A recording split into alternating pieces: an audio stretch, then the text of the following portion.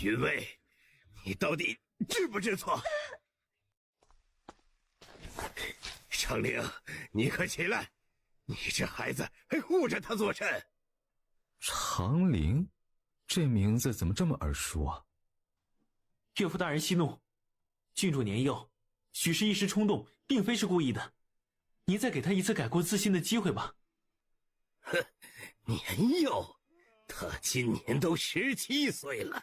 旁人像他这么大的时候，早已贤惠的操持家中，打理内外，成为夫君的贤内助了。就他还敢如此放肆，平日里不听话也就罢了，今日竟敢！招小官这几个字，他一个父亲实在无法启齿，气得面色涨红。哎呀，从之，你起来，你不要护着他，今日我定要让他长长记性。允卫眉心突突直跳，郡主长陵岳父大人，这不是他前2天一时兴起看的那本南篇后宫爽文《寒门世子的逆袭之路》里的角色吗？他穿书了，穿成书中一直瞧不上男主角的炮灰前妻云薇郡主身上。我没错，我不就是找2个伶人入府给我唱戏听吗？我到底错哪儿了？什么？唱戏？是啊，希儿妹妹上次来探问我时，告诉我天香楼伶人唱戏一绝，若是无聊，可招入府中表演解闷儿。您罚我禁足1月，我实在憋闷，就让人去找了2个戏子来，到底何错之有？真真听此，手中的鞭子停了。是希儿告诉你他们是唱戏的？云薇吸了吸鼻子。是啊，再说他们描眉抹粉，不是唱戏的是什么？果然，云震听到这些话，表情逐渐变得凝重纠结，欲言又止的。顾长陵清水般的眸微微眯了下，而后一副歉疚的样子。如此看来，是我们误会郡主了。来人，还不快将郡主扶起来！丫鬟如画才忙不迭地搀扶云薇起来。误会？云薇故意表现得诧异。你们误会我什么了？云震如何说得出口误会女儿竟然不知廉耻的招小官？爹，您莫不是以为我与人在此私通？薇儿，为父刚刚有些冲动，冤枉了你。爹，纵使女儿以前不懂事，但是您的教导我并不敢忘，再怎么糊涂也不可能做下如此荒唐之事。传出去，您该如何做人？女儿就是再傻，也不可能连累您的。可是您刚才与女儿半分信任都没有，连听我解释的机会都没给，就动手打我。他是真哭，一是后背的伤疼得忍不住，二是这伤受都受了，就要受得直些。只是他大概没想到原神真的挺弱的，他哭着哭着竟然晕了过去。空气里浮动着丝丝热意，云薇踢了踢被子，打算继续睡，可是一翻身，后背就火烧火燎的，疼得他睁开眼。愣了会儿，云薇这才想起来，自己穿书了，头还是有些疼，但是想起昨夜就更疼。3个月呀，何其短暂！我该怎么打消他的杀心呢？正悲催着，忽然听到门外传来一道低沉温润的男声：“如画姑娘，郡主身体怎么样了？”如画轻视：“怎么样，顾大人不清楚吗？何必再假惺惺来慰问？”顾长陵没有生气，声音一如既往：“如画姑娘的话，下官听不明白。不过昨夜确实是下官保护不力，让郡主受伤，下官也很是自责。”如画不客气打断：“顾大人无需与我一个婢女解释什么。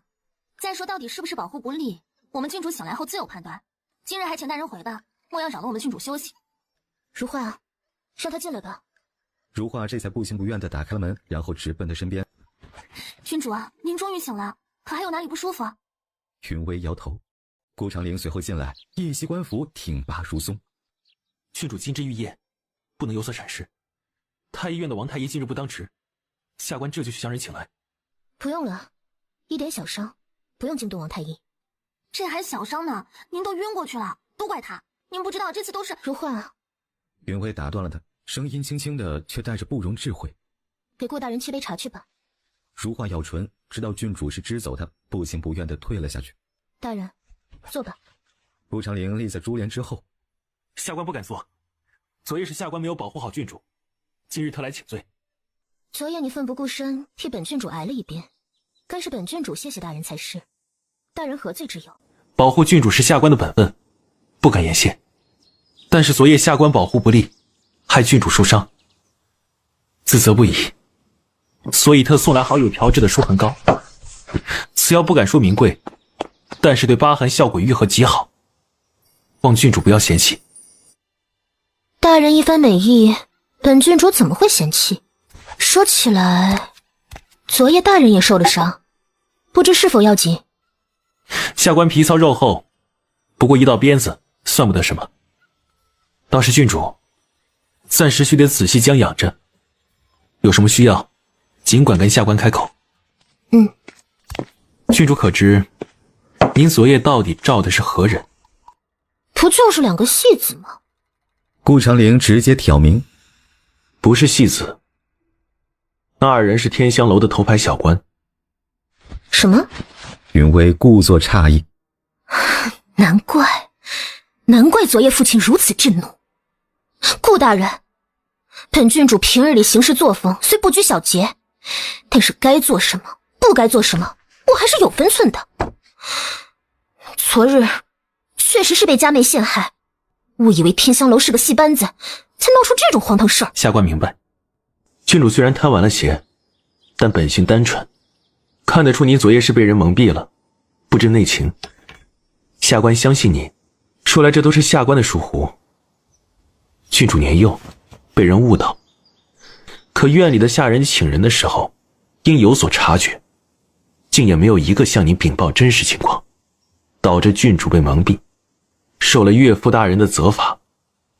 下官惭愧，所以打算明天将风清轩的那些奴仆换一批忠心的来。郡主觉得如何？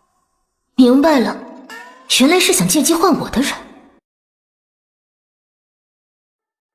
行，你看着换吧。顾长陵这下是真的诧异了。说之前那些平淡只是装出来的，但是现在他都要动他的人了，他还依旧如此淡定，是真的不在意，还是又在谋什么？无苦之事，下官会尽快安排。郡主早些歇息吧。郡主，您怎么能让他趁机换我们的人呢？您知不知道，昨夜之事全都是顾长陵设计的，只是您一直昏迷，我还没有来得及告诉您。那顾长陵根本就不安好心，他买通了门房阿发，得知了您找小官，特意去请国公爷来喝茶，让国公爷撞破的。您还给他道谢，他也配？如画现在已经知道来由，并查到阿发那里，看来也不像原著写的那般没脑子。他正准备夸一句如画心细，就听如画又重重哼了一声。不过郡主啊，你也不必担心，就算那顾长陵换了我们院里的人，也翻不出什么浪来。奴婢已经找人将他藏的外室掳了过来，藏在十里坡，有他的软肋在手，不怕他以后还敢不听话的去告状。外室？你把他的外室给掳走了？是啊，他伤害了您，奴婢自然是要帮您报复过去的。这一刻，云微收回刚刚觉得如画聪明的想法。云微顾不得后背疼痛，急忙跑到门口大喊：如风！如风是国公爷给原身的暗卫，专门保护他的安全的。郡主有何吩咐？现在立刻去十里坡，伪装成侠客，将顾长陵那个表妹从山贼手里救出来，平安送回府中。另外，抹掉我们掳走的一切痕迹。如风领命，几个眨眼间就消失在了院内。郡主啊，奴婢费了劲儿给抓回来的，您为何又要如风做好人给放回去啊？你糊涂！昨夜虽是顾长陵设计，我挨了几鞭子，但是换回父亲的心，与我们并不亏。再者，那个外室，我本是拿来关键时刻用的。你现在贸然亮出底牌，被顾长陵察觉了，少不得又要闹到父亲那里。父亲如此信任他，刚与我缓和的关系，岂不是又要被破坏？我到底出了嫁，有父亲的支持，才是我能在顾家横行的资本，你知道吗？如画鲁莽真没想这么多，此时听郡主一番分析，才知自己错得离谱。对不起啊，郡主，奴婢一时冲动害了您，您罚奴婢吧，您罚奴婢吧。他说着就跪下来要自打嘴巴。云薇及时拦住，现在罚他也没用，他只祈祷最后一项。你这事儿做得隐蔽吗？顾长林那里查不出什么吧？奴婢让如风送了一副内外是染血的丝帕到顾长林的卧房，以此示威。云薇不敢想，她回去后看到小表妹染血丝帕的后果，提着裙摆就往蓝居冲。砰的一声，略大的动静让顾长林回头。他立在一横旁，正在脱官服，腰封已取，衣衫滑至肩膀，嶙峋的锁骨乍眼。见人气势汹汹闯进来，丝毫不见慌乱，反而还慢条斯理地整理着衣服。郡主忽然前来，所谓何事？云薇气息微喘，没工夫欣赏他的身材，一进门目光就锁定在了床上。顾大人，你出来，我有话跟你说。路上他跟如花说好了，若是顾长林没有看到，他就设法把顾长林引出来，然后如花进屋悄悄拿走那个丝帕。那劳烦郡主门外稍等片刻，容下官换身衣裳。不行，你现在就出来。他要是换衣裳，肯定会回头去衣柜那边，万一路过就看到了那丝帕呢。既然这么急，那郡主不妨在下官屋里说。在你屋里我不习惯，你跟我出去说。下官这副样子也不方便出去，麻烦郡主回避下，容下官穿好衣服。云薇故作淡定，有何好回避的？你我本是夫妻，你穿你的就是。确定他真的不会回避，顾长林将松开的系带重新系了回去，快速整理好衣服，正准备取过腰封时，忽然一阵风穿堂而过。白云薇刚刚将门大开所赐，这阵风甚猛，那躺在床角的帕子竟然飘起来了，一瞬主仆二人的心高高提起，眼瞅那帕子飘飘摇摇的就要落在男主脚边，云薇行动大过脑子，一个箭步冲了出去。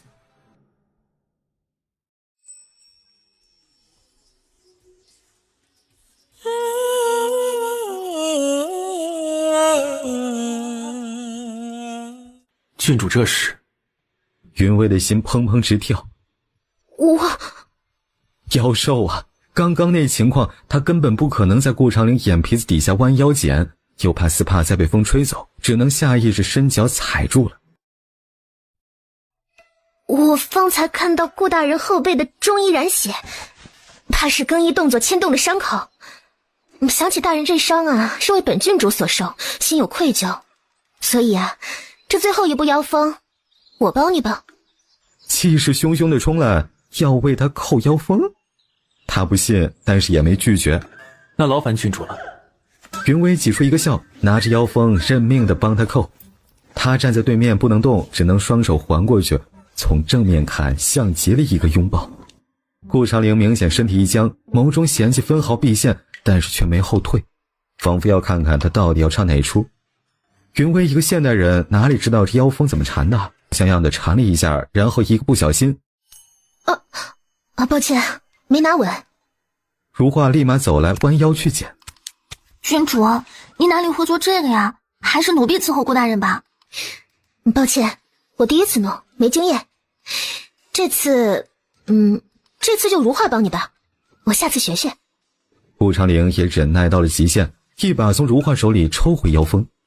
不必，我自己来。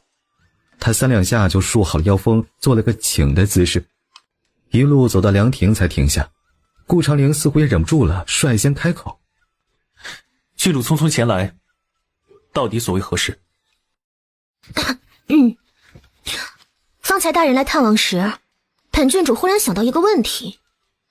大人受伤，身边连个知冷知热的人都没有，且自我嫁过来也一直没有尽到做妻子的义务，自觉亏欠。所以我打算将如诗送给你，你意下如何？长林皱眉，这么急匆匆地把他叫出来，是为了给他送人？郡主好意，下官心领了。只是我们二人才成婚1年多，下官若是现在要了郡主的丫鬟，难免落人口舌。此事还是日后再说吧。行，那你何时想要他，直接差人来跟我说一声即可。顾长陵嗯了声。郡主还有别的事吗？没。时候不早了，郡主衣衫单薄，还是早些回去休息比较好。说完，他微微欠身，礼仪周到，转身走人。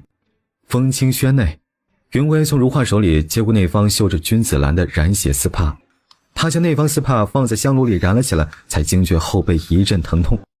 此刻他身上白皙的披风渗出淡淡血迹，如画解开披风后，顿时眼眶就红了，忙吩咐人送水送药，然后小心翼翼地帮他清理伤口，边上药边哭啼着骂顾长陵。若不是他设计，郡主何辜遭此罪？云薇听他絮絮叨叨，但却是句句心疼自己，心里陡然一软。得罪了男主的人注定没有好结局。元神死后不到3天，如画就暴毙了。想起他的结局，云薇语重心长。如画，以后见到顾长陵，你要客气些。处理好后背的伤口后，云薇换了一套衣服。今日之事，如师那里，你说过什么没？如画摇头，说这几天如氏家中刚好有事，不在府内。你以后莫要什么话都与他说。为何呀？云薇并未多解释。待他明日回来，你照常与他相处便可。只是我吩咐你单独做的事，不可透露给他。云薇沐浴后了无睡意，拢着披风在窗口发呆。着一道黑影悄然而落，如风一袭黑衣跪在地上请安。人平安送回了吗？回郡主，已平安送回。闻听他的小表妹貌美如花，可曾被山匪欺负？属下赶到的及时，那几个山贼也是动了心思，但是还没有行动。属下已经将人救出。那你有没有被他看到样貌？没有，属下戴面具了。很好。云薇挥挥手，逐风退去。翌日晨出，如师就从乡下老家回来了，急急忙忙的来请安，并解释耽搁的有点久，请郡主恕罪。无碍，你难得回去一趟，多待几日也无妨。此行回去，家中一切可好？如师有些诧异，低头问：劳郡主挂心，奴婢家中一切安好。你匆匆赶回，路途颠簸，去休息会儿再来伺候吧。如师更诧异了，看向如画。虽然郡主平时待他们两个带丫鬟还不错，但也万没有今日这般和蔼的。云薇这2天表现得格外安静，在秋千上悠哉地荡着，心思也跟着秋千起起落落。要不干脆死了得了，说不定死了就能回去了。此想法刚一冒出，云薇就给插掉了，风险太大。要不河里跑路？此想法稍微在脑海里多停留了会儿，但还是被插掉了。跑到哪儿不都是他的天下？云薇正思索着该怎么样打消他的杀心呢，就见如师端着下午茶款款走来，故作八卦地说：奴婢刚刚去厨房，听到了点关于顾大人的消息。什么消息？奴婢说顾大人的亲戚被人掳了，这几天顾大人都在着急的四处寻找呢。云薇眉梢一挑，这是替顾长陵试探他知不知情小表妹的事了。他不是父母双亡了吗？还有亲戚？什么亲戚？奴婢也不知，但是估计顾大人还是蛮在乎的吧。不过这几天也不会如此着急了。顾长陵行事素来温和，看着不像是在官场上与人结怨的。那他的亲戚到底找到没有？如师微愣，往常郡主听到顾大人办点不好，那可是能开心一整天了。奴婢只听到了这些，后面的就不知情了。云薇哦了一声，没有再多问，只是吃完下午茶后，亲自去捣鼓了一道雪耳牛乳羹，让如师送去给顾大人，说此事若有困难，他愿尽绵薄之力。郡主，您不是最讨厌顾大人了吗？云薇故作惆怅。以前我是恨他娶了我，让我没了自由身。但是现在，本郡主想通了。我闹出这么多丑事，他都没有说过什么，一直在包容我。现在他有困难，我理应关心一下。可是您以前不是说顾大人心机深沉，最是会使用苦肉计，若是为您做了什么，肯定都是抱着目的或者想得好处，半点都不能相信吗？我说过吗？还真说过。扒拉下记忆，袁山还真这么说过。那个，我以前就是对他先入为主，抱有了偏见。现在冷静下来想想，他其实并未从我这儿得到什么好处。其实经此一事，本郡主想通了，嫁鸡随鸡，嫁狗随狗。我再不甘心的闹腾，父亲也不会让我和离的。所以，本郡主现在不想能与他琴瑟和鸣，只求相敬如宾，各自安好便可。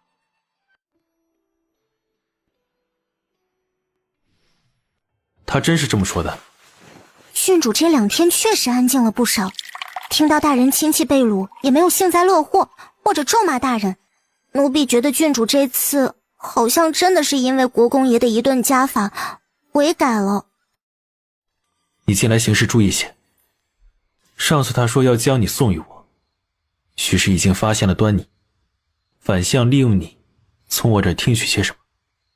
奴婢会注意的，大人放心。大人，这是奴婢亲自炖的，您尝尝看。顾长陵本来没什么食欲的，但是一看是田耕，不由愣住，往事仿佛都随着这田耕回笼倒流，他似乎能听到母亲唤他来喝田耕的声音。如是姑娘手艺真好，这田耕我很是喜欢。大人喜欢就好，有机会奴婢再给您做。风清轩内，云薇看到如诗带回来空空的汤碗，什么都没问。这田羹奴婢按您的要求，说是奴婢亲自炖的，顾大人才喝了。关于亲戚一事，他怎么说？大人说他的亲戚已经找着，多谢郡主惦念，并且大人为了感谢郡主，特让奴婢带了一份礼物给您。等如诗将礼物拿出来，她的笑容僵了。那是一只白玉梅花簪珠，在烛光下熠熠生辉，煞是好看。如画和如诗都夸顾长陵的眼光不错，只有云薇头疼，因为这簪子是新婚夜原身给她的耻辱。凭你也配叫本郡主夫人？如果不是我爹逼我嫁你，你一个刁民，连见我一面的资格都没有。别以为本郡主不知道你的心思，不就是想攀着国公府往上爬吗？既然要做狗，那就做一个合格些的，不要妄想做主人。从现在开始，这风清轩就是我的，没我的允许，你若敢踏足，看我不打断你的狗腿。现在拿着你的东西给我滚出去！原身傲慢的模样，不屑的言语，将他的自尊践踏得彻底。如此，下官告辞。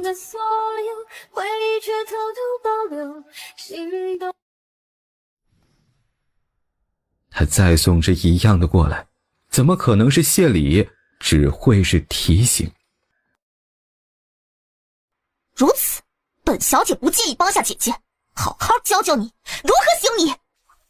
你是天上的光皎洁，或是飘落的白雪。郡主，云溪小姐在前院碰到了下职回来的顾大人，以大人没有行大礼，要惩罚大人呢。什么？顾大人见了本小姐，你连最基本的礼数都不会行了吗？下官方才已经同二小姐行过拜见礼了，不知还需再行什么礼。云溪轻蔑地哼了一声，身后的丫鬟极有眼色。见我们家二小姐，自然当用最高规格祭手礼。土明性子冲动，一个五品级的小姐，竟然让我们家大人行起手礼！什么阿猫阿狗，在本小姐没有问话的情况下插嘴！如斯，给我张嘴！慢，二小姐可知何为稽首礼？据大魏礼法，行稽首礼乃为9拜之中最为隆重的一种，一般用于臣子拜君父。二小姐确定要下官行这礼？一个千金小姐竟然要7品官员行皇上才用的祭手礼，传出去简直是活腻了。云溪脸色一白，他今天在云薇那里吃了瘪，就是想找个人撒气而已，没想到在顾长陵这里也碰了一根钉子，他不甘心。稽首礼本小姐自然是不敢僭越的，也多谢大人提醒。如此，大人行个贵礼就行。二小姐，下官品阶再怎么低，也是朝廷7品官员。二小姐让下官行奴仆之礼，便是辱朝廷命官。据大魏礼法贼律规定，无故辱骂朝廷命官，将会处以耐刑。你怎么就不算奴了？你以为你能站在这儿回答本小姐的话，是托了谁的福？区区一个贱民，若不是我父亲救你的话，你早已是一副枯骨了。救命之恩，你当生生世世报答，现在只让你行个贵礼，怎么还委屈你了不成？救命之恩，莫说是跪拜礼，就是击手礼也是应当的。只是救下官的是国公爷，便是行礼，也该行给国公爷，并非是二小姐。云溪刚刚被土鸣枪声就已经很不爽了，此刻一向逆来顺受的顾长陵竟然也敢3番2次反驳他，这让他面子往哪里搁？他登时怒了。顾大人今日言语怠慢，3番2次的出言顶撞，看来是姐姐最近疏于管教。如此，本小姐不介意帮下姐姐，好好教教你如何行礼。你是天上月落光皎洁，或是飘落的白雪夜，只是听你的黑。云溪，你在做什么？没什么，姐姐，顾长陵纵使下人嘲笑妹妹，说妹妹不够品阶让她行礼，言语怠慢，不分尊卑，妹妹实在是气不过，才带姐姐出手替你管教一下的。我的人，我怎么欺负都行，旁人休想插手。云溪莫名觉得脊背一冷，猛地往后退一步。云薇今儿到底是发什么疯啊？竟然开始护着顾长陵。妹妹知道了，妹妹以后会注意的。此次出来时间略久，怕是夫妻会担忧，妹妹就先告辞了。慢着，刚才你对你姐夫那些无礼之词，姐姐只当你年幼，现在你道个歉，得你姐夫谅解，此事便算翻篇吧。顾姐夫，方才是妹妹言辞无状，冲撞了姐夫，还望姐夫海量，不要同妹妹一般见识。妹妹这厢该姐夫赔罪了。不是。云溪直起身，帕子都快搅碎了。姐姐，那妹妹告辞。慢走，不送。今日多谢郡主出手相帮。没什么，顺道罢了。不过有件事大人确实要注意一下，你毕竟是本郡主名义上的夫君，以后有人再如云溪这般为难你，希望你不要夺了本郡主的名声。云薇有什么名声啊？不过是暴躁冲动野蛮罢了。他这么说是几个意思啊？国公府内，云溪一回去就跑到了温室湖里哭诉。娘，你不知道云薇那个贱人今天有多过分，她竟然让我给顾长陵道歉，她这就是摆明了羞辱我嘛！你还让我忍她？他的身份还有用。好啦，希儿，你莫要与他一般见识。我这2天听到消息说，圣上有意让你与太子定亲了。真的？听到婚事将定，云溪的眼睛亮了起来。娘，这消息靠谱吗？8九不离10。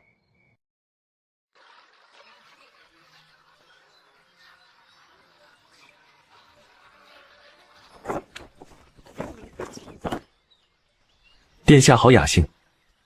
哦，先生来了。这桂定云雾刚刚泡好，先生尝尝。顾长陵也没客气，执起精致的茶具抿了一口。茶汤亮绿，浓液明亮，不愧是皇家贡品。先生喜欢，本王这里刚好带了一罐，待会儿给先生带走。还是不了，这等皇家贡品不该出现在下官府上。先生还是一如既往的谨慎。行吧，说正事。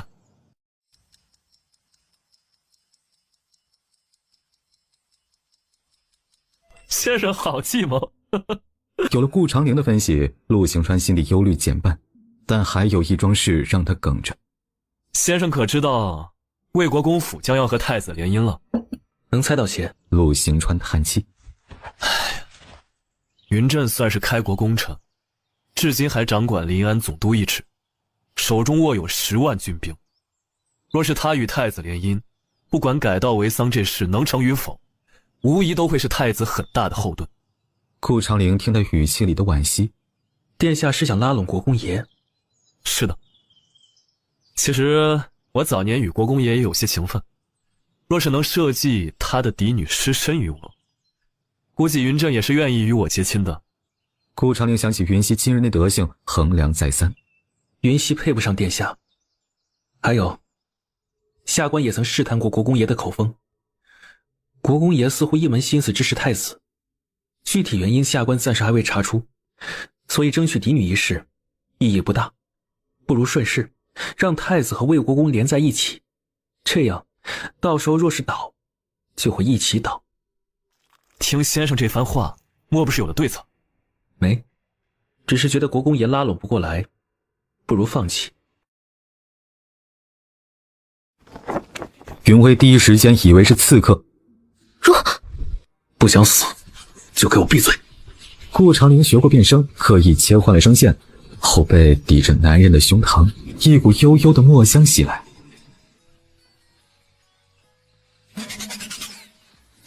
大侠，有事好说话，刀枪无眼。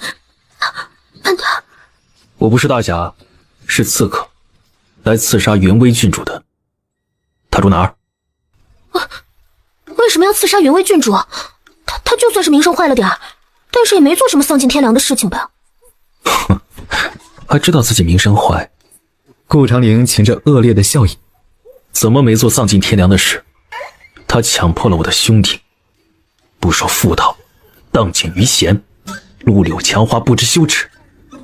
好家伙，可是给我逮到机会骂了。云威想起原神以前做的事儿。其实吧，大侠，传言多有夸张，我们郡主怎么可能强迫良家呢？少侠，有话好好说，别激动，别激动。他辩解的话都没说完，忽然感觉匕首又挨近了一分，当时吓得改口。谁知道这腹黑男会不会真的一个手抖，脖子上给他开一道口啊？少废话，说他住哪儿？云威故意朝西院指了指。郡主在那边。哼，糊弄我呢？我刚刚从那边过来，那是空院子。云威心里苦，是你糊弄我呀？你明明刚刚从墙外翻进来的呀。我可能是一时紧张记错了，郡主在东边。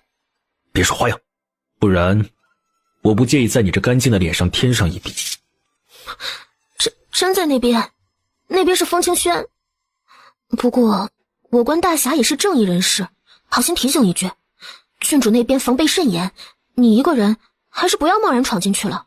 哼，你倒是提醒了我。你这么清楚，想必是风清轩的丫鬟吧？云威犹豫了下，嗯了一声。就在这时，前面忽然传来如画的声音：“郡主啊，郡主啊！”如画刚刚一直守在远处，郡主说拿猫怕生，不让他们靠太近。可是这都好一会儿了，郡主怎么还没出来？如画不放心，过来寻找，眼瞅着就要转到这边来，顾长陵掐了一下他的腰，打发走他。云威腰很敏感，下意识躲了一下，脖子不小心擦过匕首锋利的边缘，刺痛蔓延。他啊了一声，如画听到声音立马走了过来。顾长陵眯眼，似乎在思索弄死如画应该没问题。云威吓了一跳，忙按住他要掏暗器的手，喊道：“如画，我看那猫跑到西院去了，你去帮我捉，我累了，在这儿歇会儿。”可是奴婢刚刚听到你好像受伤了。没有，我就是踩到个虫子，吓了一跳。好了，你快去帮我寻猫。好吧。如画很听话，真带着人去了西院。云威暗暗松了口气。丫鬟，我说我的名字就叫郡主，你信不信？感情仇人远在天边，近在眼前，我该怎样杀了你呢？绞杀似乎有些便宜你。逆子，这里又没有湖，捅死你会喊，还是得把你拖到荒无人烟的地方才好实行。明知道是吓唬他，云威还是被吓唬到了，腿抖，嗓音也抖。大侠，我以前就是不懂事，调戏了几个人，但是真的没有强迫过谁。你是不是被谁误导了？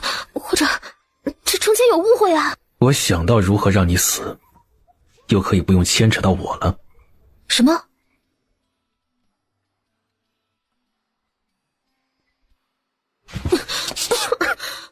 你到底给我吃了什么？没什么，一颗逍遥丹而已。逍遥丹，这名字怎么这么耳熟？好像原著里经常提起。这什么来着？云薇皱眉思索，忽然瞪大了眼睛。操！逍遥丹是原著中有名的春药。操！这是有大病吗？上赶着逼我出轨。有刺客！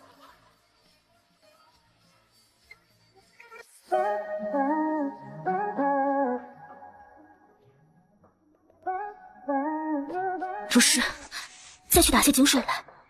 不行，郡主，您身子弱，现在不过是夏初，实在不宜用冷水泡澡。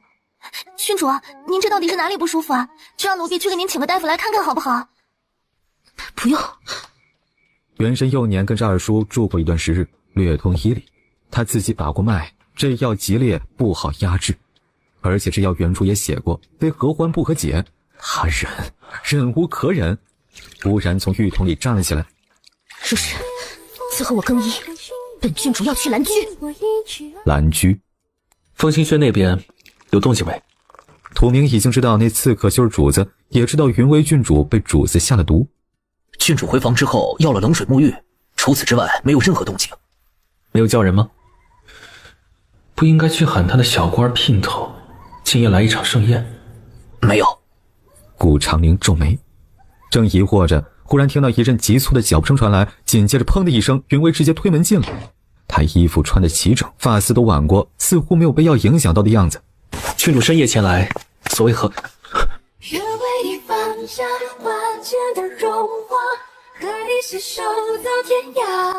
顾长陵不曾想他竟然如此大胆，当着这么多下人的面抱他，一时僵住。都退下！本郡主今夜要和大人圆房。下人们个个面色迥异，一溜烟的全部退下，还有的贴心的把门带上。待门吱呀一声闭上时，顾长陵终于忍不住，他怒地一把捉住他的咸猪手，将他抵在墙上。郡主这是做什么？投怀送抱吗？云薇呼吸发烫。你我本是夫妻，谈何投怀送抱？不过是正常的流程罢了。顾长陵为什么要给他下这个药，就是笃定了他早已不真。你敢给我下药，那就别怪我用你当解药。他气得直接上嘴，一口啃在他嶙峋的锁骨上，似微刺痛，气得顾长陵竟然短暂失神。趁此时间，云薇挣开了他的手，再次抱住他健瘦的腰。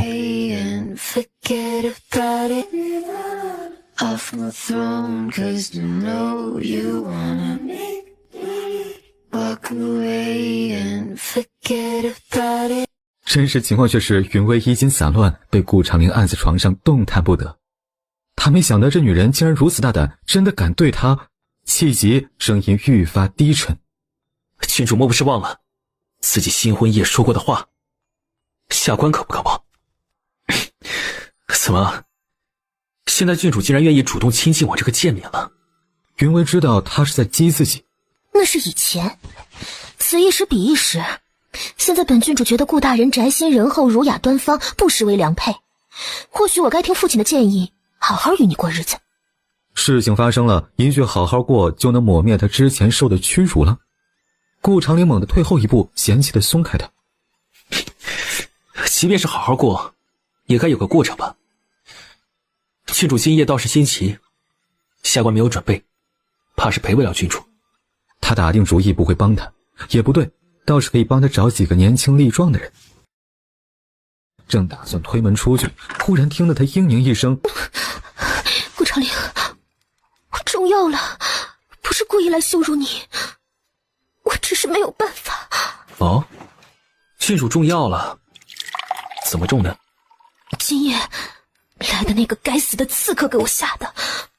他说这药很毒，非合欢不可解。哦，原来是这样，难怪郡主如此心急。不过郡主也不要担心，下官认识些大夫，医术不错。郡主稍等，我去帮你请。他话是这么说，但是半天没有动作，就看他难受。云薇一时冲动找过来了，但是顾长陵若是不愿，他也强不了他，毕竟力气悬殊在那里。他也知道对方存心看他出糗难受，堵着一口气，不再说任何软话。忘了谁先燃起战火，那无端的。顾长陵终于放下杯子走了过去，喊了他一声没有反应，眉心微蹙，他竟然忍到昏迷都没去找人。门，大人，国公爷来了。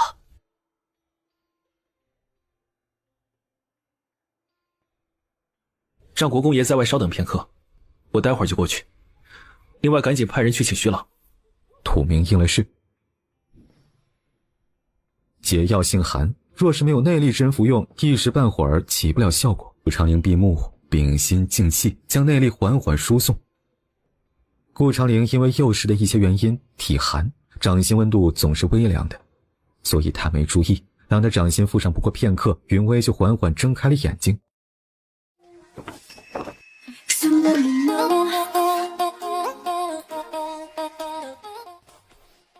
属下参见国公爷。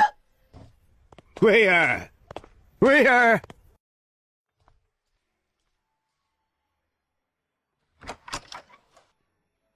岳父大人。云震急忙走到床前，见女儿面色潮红，出了一头汗，昏迷不醒。哎，这是怎么回事？薇儿伤着哪儿了？郡主没有皮外伤，只是被下毒了，方才毒发，难受不已。小婿略有内力，就帮他渡内力舒缓些许，因此耽搁了些时辰去见您。什么？那贼子还给薇儿下毒？什么毒？可还致命？小婿也不知具体什么毒，还得请大夫来才能确诊。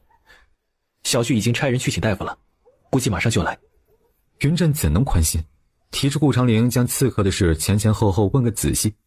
顾长陵随意边说是郡主以前得罪的人，也是他府中护卫不力，认错与担忧均表现得恰到好处。日后你府中务必加强护卫，我不希望薇儿再次碰到这种事儿。是，小婿谨记。徐老算赶得及时，搭上锦帕开始把脉。天明并不知道情况，路上只说当然有急事需要帮忙，所以徐老一把脉一阵惊诧，他看向顾长陵，眼神示意，几个意思呀？大夫，郡主中的什么？方才贼人撒完毒后，我听郡主一会儿嚷着冷，一会儿喊着热，现在昏迷了过去，真是让人担心不已。赵大人这般描述，加之脉象，老夫猜测郡主中的是七巧散。那薇儿岂不是无救？这位老爷放心，七巧散虽然凶猛，但是幸在有人提前为郡主用内力压制过，并未扩散很快。待会儿老夫为郡主针灸一番，再开一副药便可解了。那麻烦大夫快开点儿，无论用什么药，不用计较银两。这药都是寻常药，只是需要一味药引。什么药引？最初为郡主压制毒素之人的血。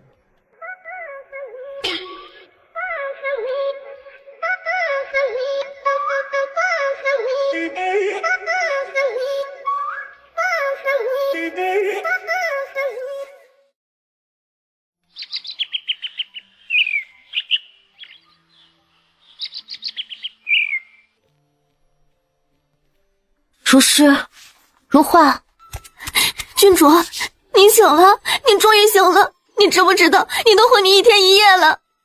1天1夜，这么久吗？是啊，亏得顾大人介绍的大夫靠谱，帮您解了毒，不然呢？说到这儿，如诗也哽咽了起来。顾大人找的大夫给我解的毒？是的，那大夫是个老人家，头发花白，揣着酒葫芦。头发花白，背着酒葫芦的老人家，那估计是徐老，原著里顾长陵的私人医生。两人伺候他吃了药，他喝了药，吃了东西后还是很乏，精神不济，又睡了过去。迷迷糊糊间，好像听到了顾长陵的声音：“郡主怎么样了？”回大人，郡主下午醒了一会儿，喝了药，嚷着困，又睡了过去。徐大夫开的药要连喝3日。是。威儿啊，身上的毒没有大碍了吧？没，顾大人请的大夫医术很好，女儿已经没事了。那就好。你不知道啊，我当时来的时候见你面无血色，那大夫又说你中了什么七巧散，命在旦夕，说是要用鲜血为药引。长陵二话都没说就为你割腕放血呀。云微诧异，顾长陵竟然说他中的是毒，不是春药，做戏做到这种地步，不得不说敬业呀。顾大人来了，快坐。长陵啊，来坐这儿。我一回府便听得岳父大人来了，就匆匆赶来，老远就听到你们的笑声，不知何事让郡主和岳父大人如此开怀。其实没什么事儿，就这丫头讲了个笑话。岳父大人，小婿真的喝不下了。威儿啊，长陵醉了，快扶他回屋歇息吧。云微没反应过来，去门外喊人。你这孩子，难不成你也喝酒了？这不就是你们的房间？你还想把长陵往哪儿扶啊？爹，我怎么，你还是不愿意跟长陵好好过日子？云微哪是不愿意呀，而是根本不可能。男主的身体他怎敢觊觎？爹，就是好好过日子，也要有个过渡期啊。这会不会有些太快了？你们俩成亲都快2年了，还快呢。旁人像你们这么大的年龄都可以当父母了，连孩子都满地跑了。可是云微灵机一动，把问题丢给顾长陵。可是顾大人那边怕是有心结，你又不是不知道以前女儿做的错事，我怕顾大人介怀。哎呀，怎么会的？长陵对你这么好，你还看不出他的心意？看得出，想杀我啊！云真笑笑，拉着他走过去，然后把他的手放在顾长陵的掌心交叠。对日杯中酒，春去了，灯烛朦胧，恍然间入眼睛一晃，几袖万朵，星河皆如你眼眸，愿把你左右。长陵啊，为父也知道，威儿前2年不懂事，现在他知错了，你能原谅他吗？能得郡主青睐，已是小婿的福气，怎敢说什么原谅？以后你2人好好的啊，争取早日给我生个外孙才是正道理。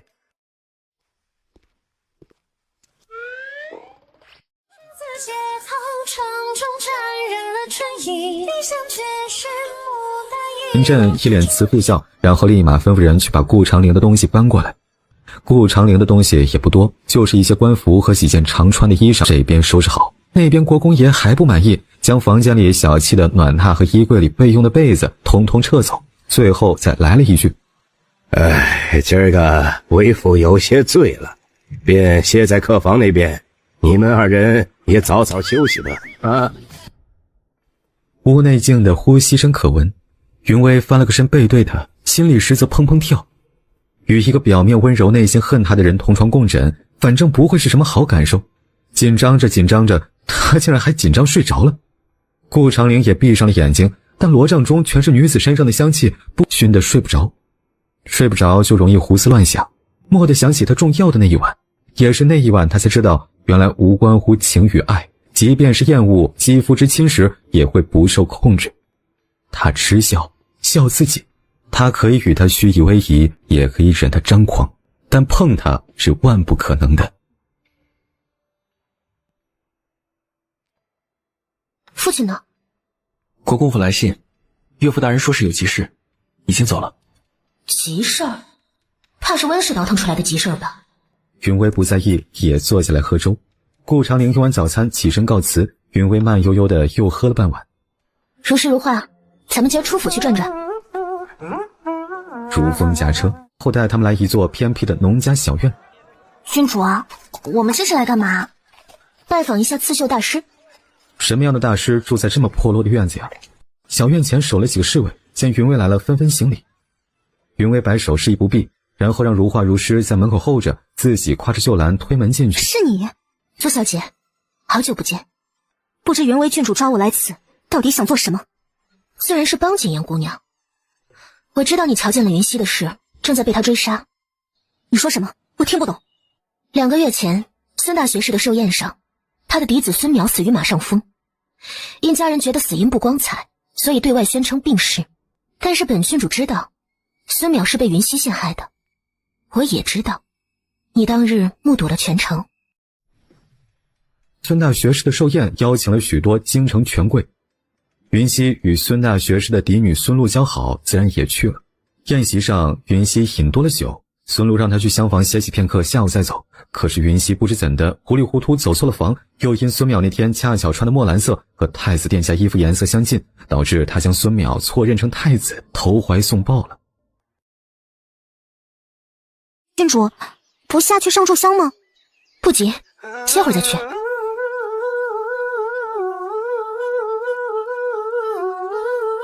走吧，去上香。陆行川刚踏出青山寺准备上马车，忽然见对面走来了一道娉婷的身影，定睛一看是云薇。他对云薇可是半点好感都没有，正打算装没看到，对方却忽然出声：臣女见过齐王殿下。云薇郡主，不必多礼。臣女听说这青山寺不仅祈福灵，后山那边还有一处仙女湖格外好看，不知能否劳烦殿下带我过去。陆行川眯眼，青山寺也没什么仙女湖，他在这里偶遇，又是祈福又是看湖，难不成是想来勾引自己？都说他生性放荡，看来果真如此。行啊，本王带你去。还有些距离，不如先在这里歇歇。也好，殿下请看。陆行川当时情书目露嘲弄，抽出信一目十行，稍请他又返回仔仔细细的看了一遍。郡主这是何意啊？没什么意思，太子殿下似乎有意与国公府联姻，我不想让云溪如愿罢了，希望殿下帮个忙，帮我找人散播一下消息。薇儿妹妹不知啊，我现在的处境也比较难，父皇并不喜爱我。这都换上薇儿妹妹了。云薇笑笑，齐王殿下都出演技了，他怎能不配合？那有什么我能帮上忙的吗？只要行川哥哥帮我破坏了云溪的婚事，我以后也可以帮你的。妹妹好意心领，但是你一个闺阁女儿，怕是帮不到我什么。哦，我想到了怎么帮你，我可以劝爹爹支持你啊。这话一出，陆行川目色深了起来。此事容我想想办法，看能不能帮你。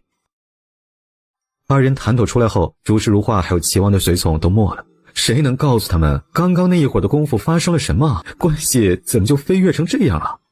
如画是沉不住气，等到马车启动后，忍不住问：郡主啊，您与齐王殿下看到湖了吗？湖啊，看到了，就是有点远，下次带你们去。哦。半个时辰后，终于到了新丰街。等下吃完饭，郡主要不要去逛逛呢？听闻益昌府最近又出了许多新式糕点。也好。涂至一半，忽然前方街道上起了喧哗，一道油腻的声音隔着帘子传来：小娘子，我这玉佩可是上好的和田玉，你这给我弄坏了，该如何赔我呢？登徒子，分明是你自己往我这儿撞的，玉佩就是你自己弄地上摔碎的，为何要我赔？这里这么多人都可以做见证的，就是小娘子撞上我，玉佩才掉的。哼，我说的是实话，你让开，我要走了。哎，好了，本公子也不是那小气之人，看姑娘这打扮也赔不起，不如以身相许吧。朱峰，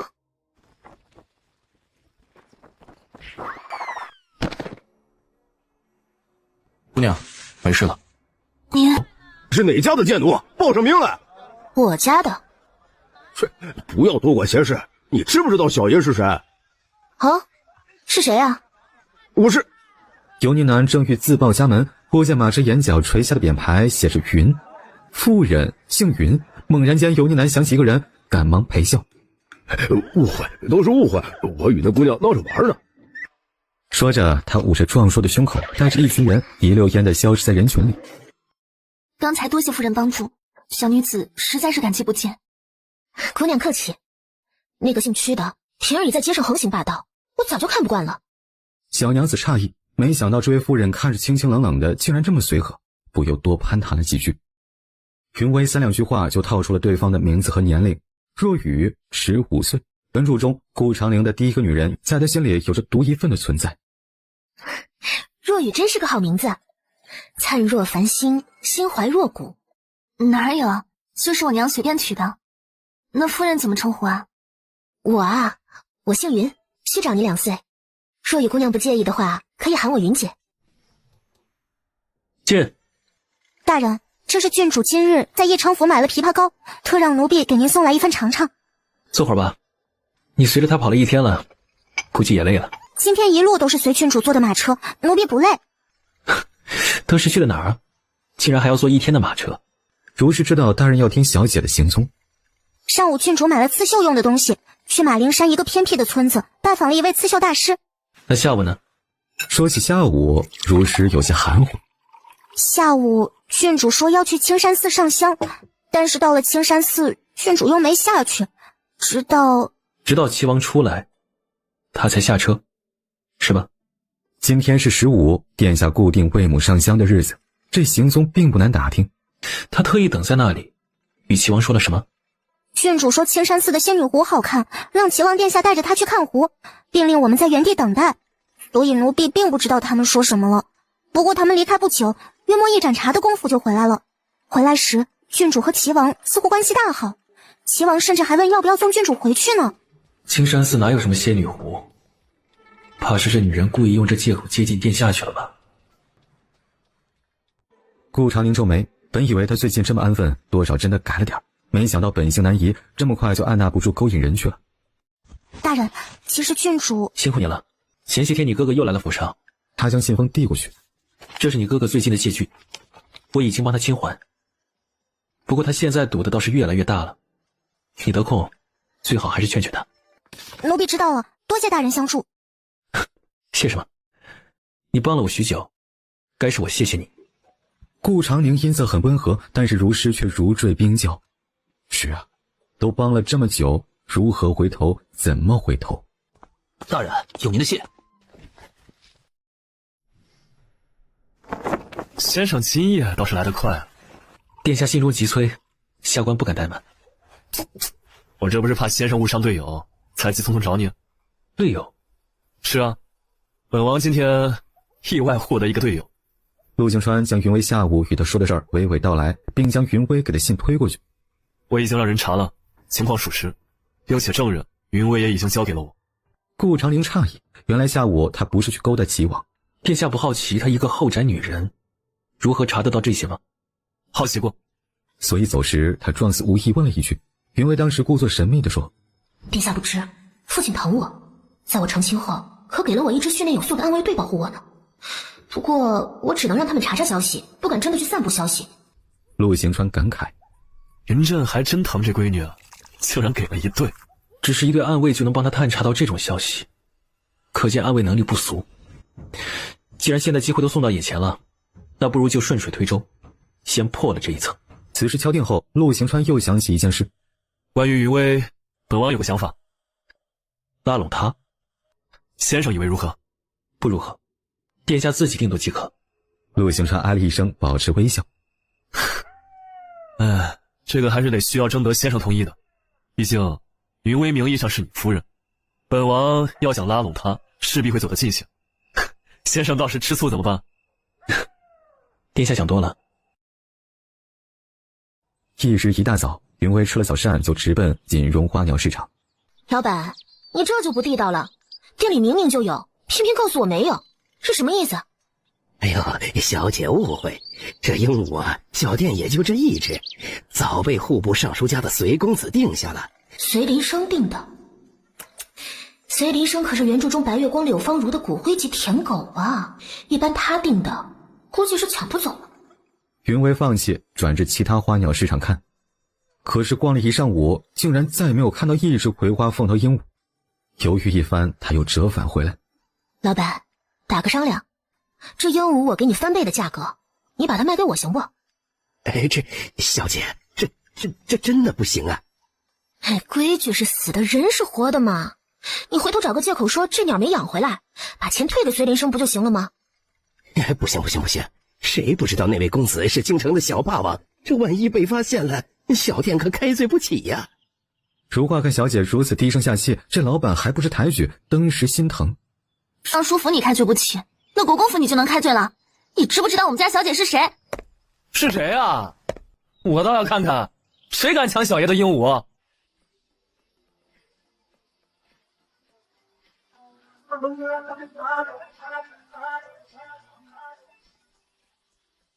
原来是你啊！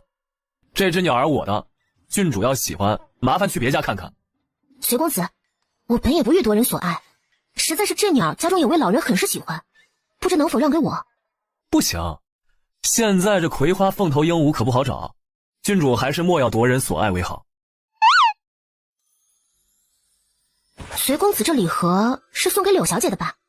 是又如何？我可以让柳小姐收下你的礼物。随林生虽人也高调，一直以来送了好多礼物给他，但是柳芳如不喜欢他，每次都拒绝，保持距离。你帮我去送。据我所知，他与你的关系并不好。不，还是你去送。只不过这礼物我来为你挑选。只要你能让他收下我的礼物，那只鸟儿我送你。那你跟我来。两人来到京城有名的书画坊。送画他不会收。你挑的他不收，我挑的就未必。等着。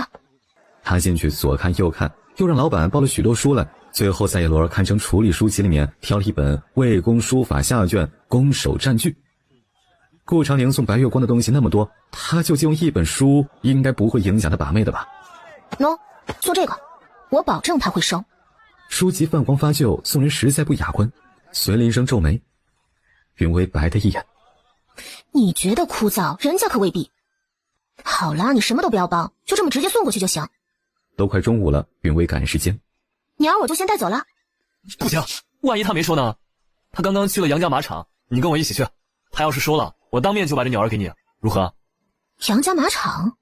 云微有点心动，被禁足许久，去看看也好。啊，我跟你一块儿去。操，又出糗了！郡主小心！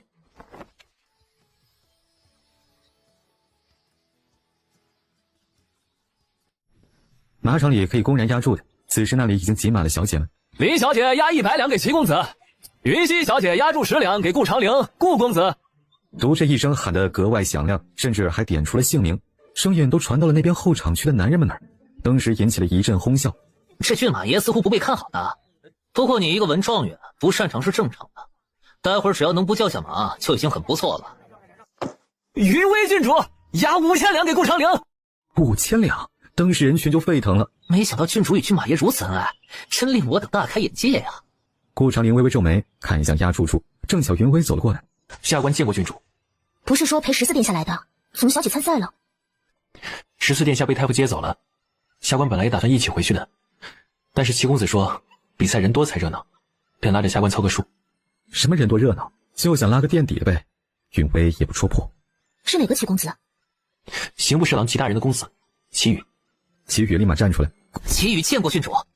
哦，这就是后面在翰林院陷害顾长陵，让他升职加薪的炮灰。既然是炮灰，早晚会嘎。云微就懒得折腾了，哼了一声，又看向顾长陵。你是骏马爷，自然够资格参赛，怎么能算凑数呢？齐宇笑容一僵。郡主莫要误会，凑数只是我们同僚之间的玩笑话而已，并无别的意思。哦。云微过来就是给他撑下场面，意思到就行。比赛快要开始了，我就不打扰你了，好好比赛，尽力就行。 5000两啊，竟然不逼他一定要赢，只说尽力就行。一时众人都如吃了柠檬一样。是，云微不想再闻酸味儿，转身离去。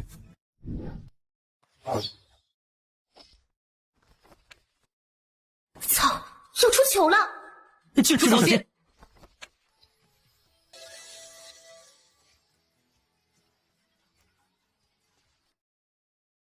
齐公子这是何意？出手伤郡主，可不是小事。 顾大人说话要讲究证据啊！方才我与你们一样，都在恭送郡主，一抬头就看见郡主脚崴了，下意识想扶一下。本郡主不是脚崴了，是有人用东西故意打到我的腿，才会跌倒。何人这么大胆，竟敢弄伤郡主？顾长宁让如师捡起那枚石子。方才我看你把玩过这枚石子，现在它怎么会出现在郡主脚边？哦，想来是我刚刚想去扶郡主，这石子不小心从袖口里滚了出来吧？啊，这么巧，本郡主被石子所伤。 你的石子就掉到我的脚边了。郡主既然说是被石子所伤，不知可有证据？证据？哼，本郡主这是石子所伤还是崴脚？想要证明很简单。说着，他就要去撩裤腿。顾长林忽然按住他的手，低声道：“郡主，下官送你去那边席位上。话没落，顾长陵竟然直接将他打横抱起出去。这么多人看着呢，哎，你不是最讨厌碰到我的？云微挣扎，你放我下来，我自己走。到了前面人少之地，下官自然会放下郡主。现在烦请郡主忍耐下。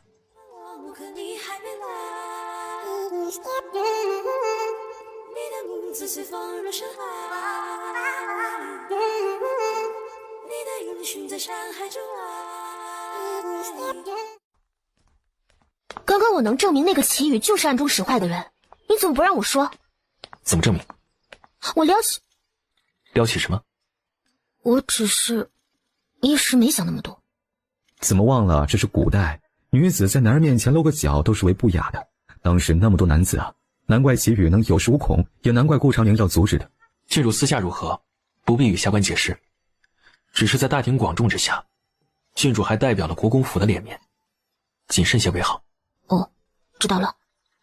那么一瞬间，顾长陵本打算放纵云微去揭穿祁宇的小把戏，那祁宇今天就得罪了郡主，不仅没有参赛资格，还会被太子殿下质问，也会顺带得罪了国公府。自己那点名声被云微败坏的所剩无几，他根本不在乎。可是在看到他真的要撩裤腿的那一刻，他还是懒了。顾长陵暗想，或许他还是在意那点名声的吧。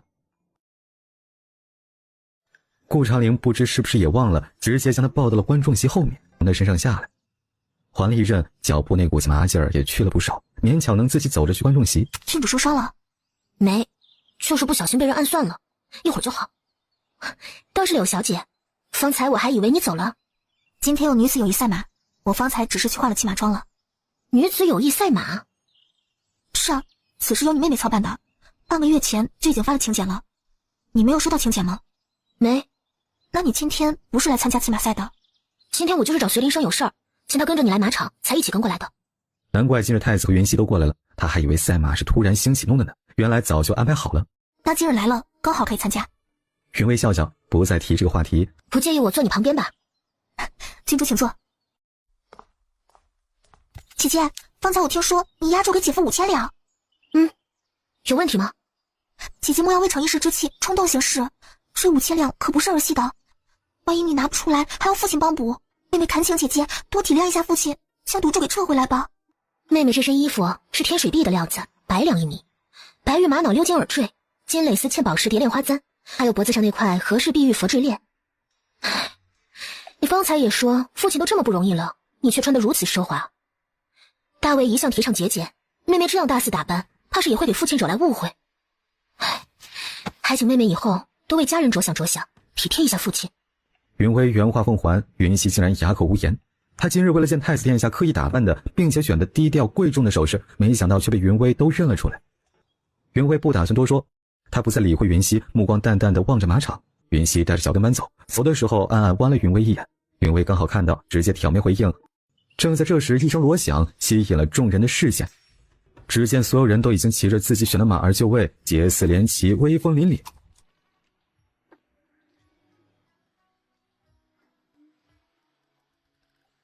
说了再见又再见以后，不无浓云化不开记忆落下的愁。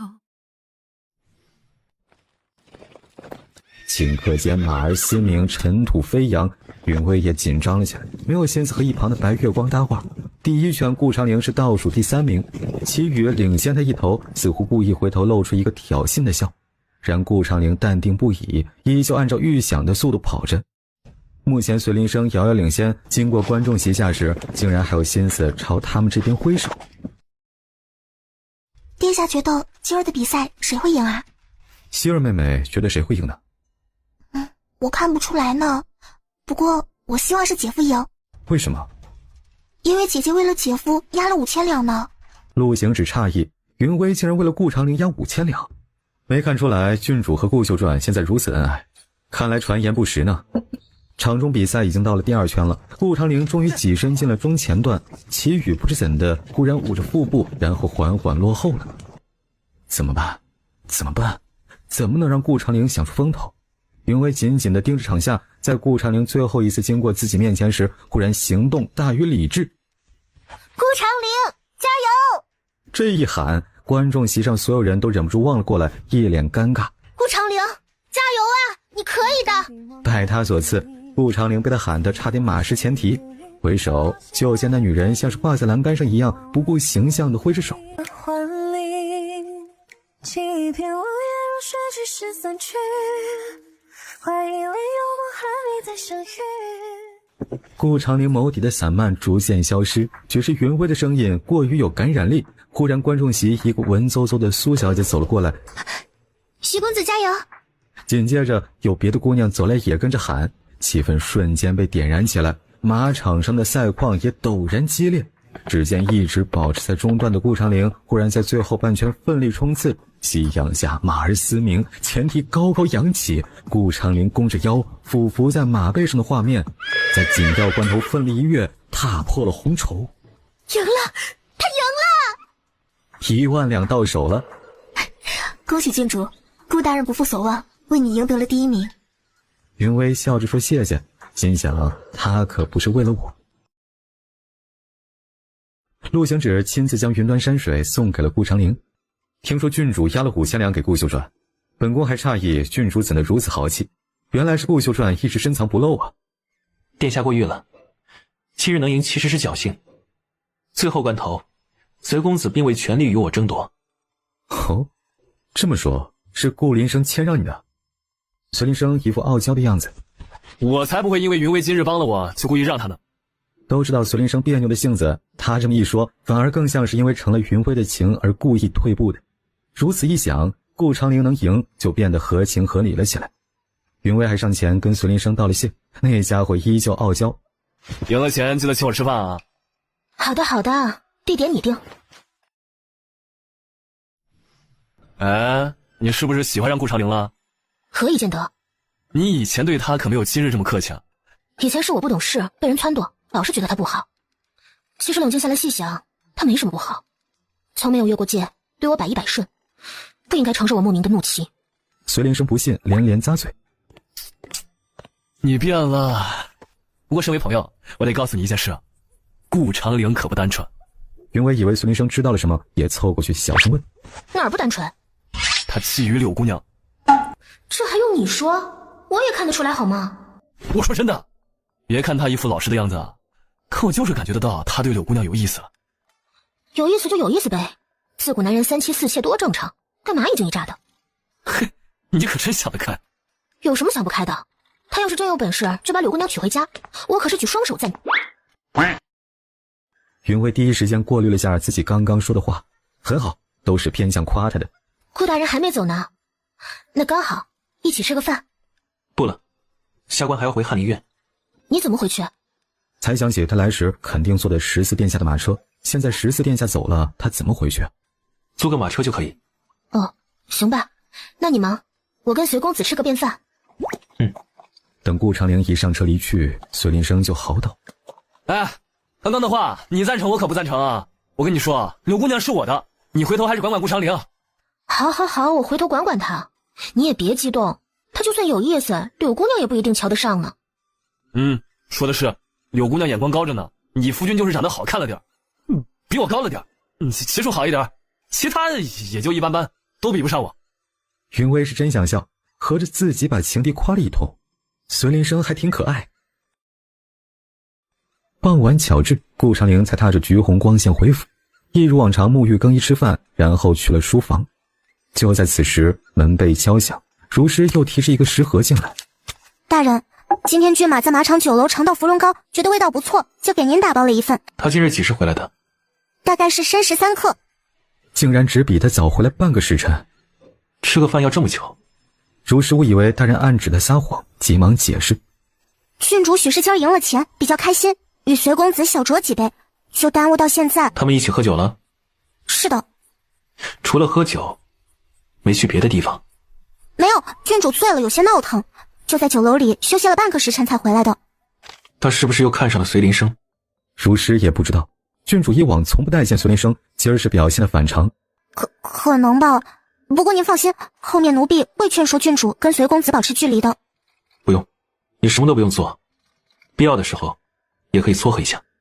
他若是因为随林生再闹出些什么，未必对他不利。是。大人有谢。今儿找先生来是有件事想请先生帮忙。何事？明日北关来人要与本王商讨一批铁器，但是明日本王有事离开不得，所以只好烦请先生替我走一趟。殿下要购买铁器？皇子私下购买铁器被查到，可以以谋反罪定论了。要想扩张势力，不单要招兵买马，武器自然也是重中之重。顾长陵稍作犹豫，应承下来。在哪会面？空明山，到时候程旭会与先生一道去。翌日，顾长陵称病在家休养。云卫一早打算去空明山找崔嬷嬷的，一听他病了，还是先去探望了番。只见顾长陵躺在床上，面色苍白，说3句话能咳2句，一副有气无力的样子。感觉你病得很重，要不还是给你找个太医看看吧。谢郡主关心，下官不过是染了些风寒，休息1天就好，不用惊动太医。我看你身边也没个丫鬟，如氏心细，不如我把如氏留下来照顾你吧。不用，下官就是困乏，睡一觉就好。接连推辞，看来这病有原因。云威也很识趣儿。好吧，那你自己多休息，我出去逛了。郡主慢走。等云威一离开，顾长陵就掀开了棉被，换上陆行川送来的衣服，附上面具，从后门悄悄出去，上了一辆青灰色的马车。前门，云威也上了马车，吩咐如风去空明山。空明山偏僻，约莫过了1个时辰，云威一行人终于到了崔嬷嬷的住处。郡主来做什么？云威笑着往前。前些天忽然梦到了嬷嬷，想起了嬷嬷当时对我的好，但是那时我偏偏不懂事，坏了嬷嬷许多东西，所以今儿特意来赔罪的。不必了，是我没本事，教不了你，你不用赔罪。老妇这种浓屋招待不了郡主这等贵客，你们还是早些回去吧。嬷嬷，您就是不接受我的赔罪，能不能先把这些东西收了呀？您不知道，这里是半山腰，马车不便，后来我们几个都是爬上来的，一路还拎着东西，累得脚都肿了。嬷嬷，您就让我歇歇脚再走成不？崔嬷嬷虽然不喜云威，但是国公爷的情她还是要还的。若不嫌弃简陋，就进来吧。没有茶，贵客们将就吧。哎，嬷嬷不知，我就喜欢喝水。这云威是怎么了？小时候那么跋扈，现在竟然那么乖巧，吃错药了？嬷嬷您看，这只鸟是不是和您曾经的一样？嬷嬷一怔，眸色有些怀念。云威格外有眼色，立马吩咐人找活干去。人多力量大，崔嬷嬷那些喂鸡喂鸭挑水的散活一会儿就被干完了。如风更是贴心，连崔嬷嬷漏雨的屋顶都修好了。中午，云威又去倒腾了午饭，忙里忙外，一点没有郡主的架子。说吧，找老婆子什么事儿？嬷嬷，薇儿年少不知嬷嬷如此厉害，现在才知道。嬷嬷以前教的我，都是外面求都求不得的呢。此次来是想请您出山教另外一位姑娘，她体质比我好，也比我肯下功夫，肯定能。不可能。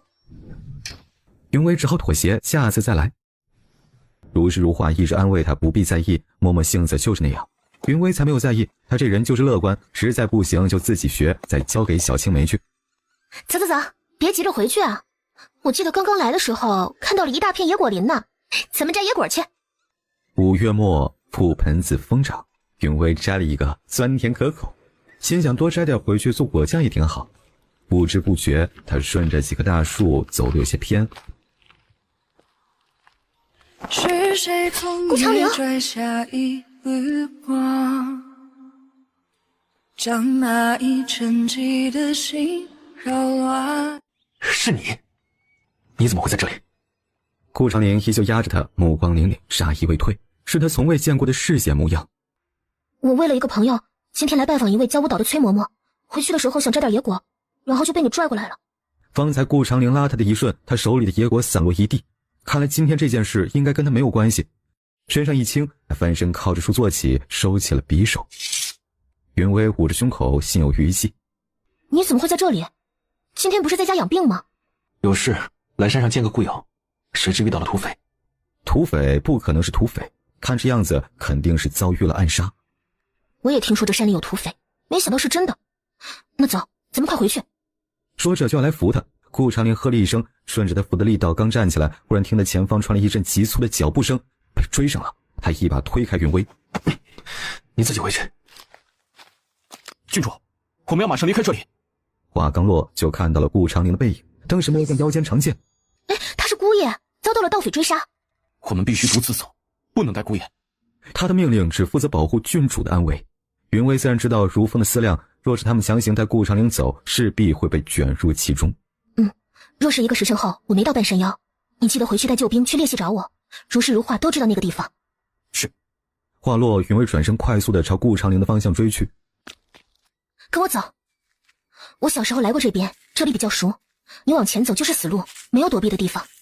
顾长陵停住不动，目光又变成多疑状态。云威哪里有心思去关注他的多疑，强行拉着他往另一个方向跑。二人越往里走，竟然越开阔，树林纵目减少。顾长陵停住。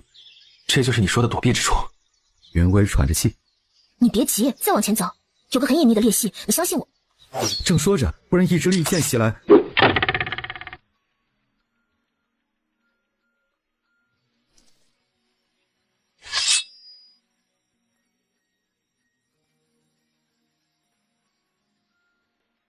当思念一寸一寸层层，莫怪春风一阵一阵一阵，如春风一寸一寸心声，是我的情深。照这情况，顾长陵根本撑不了多久，他们也无法到达裂隙那边。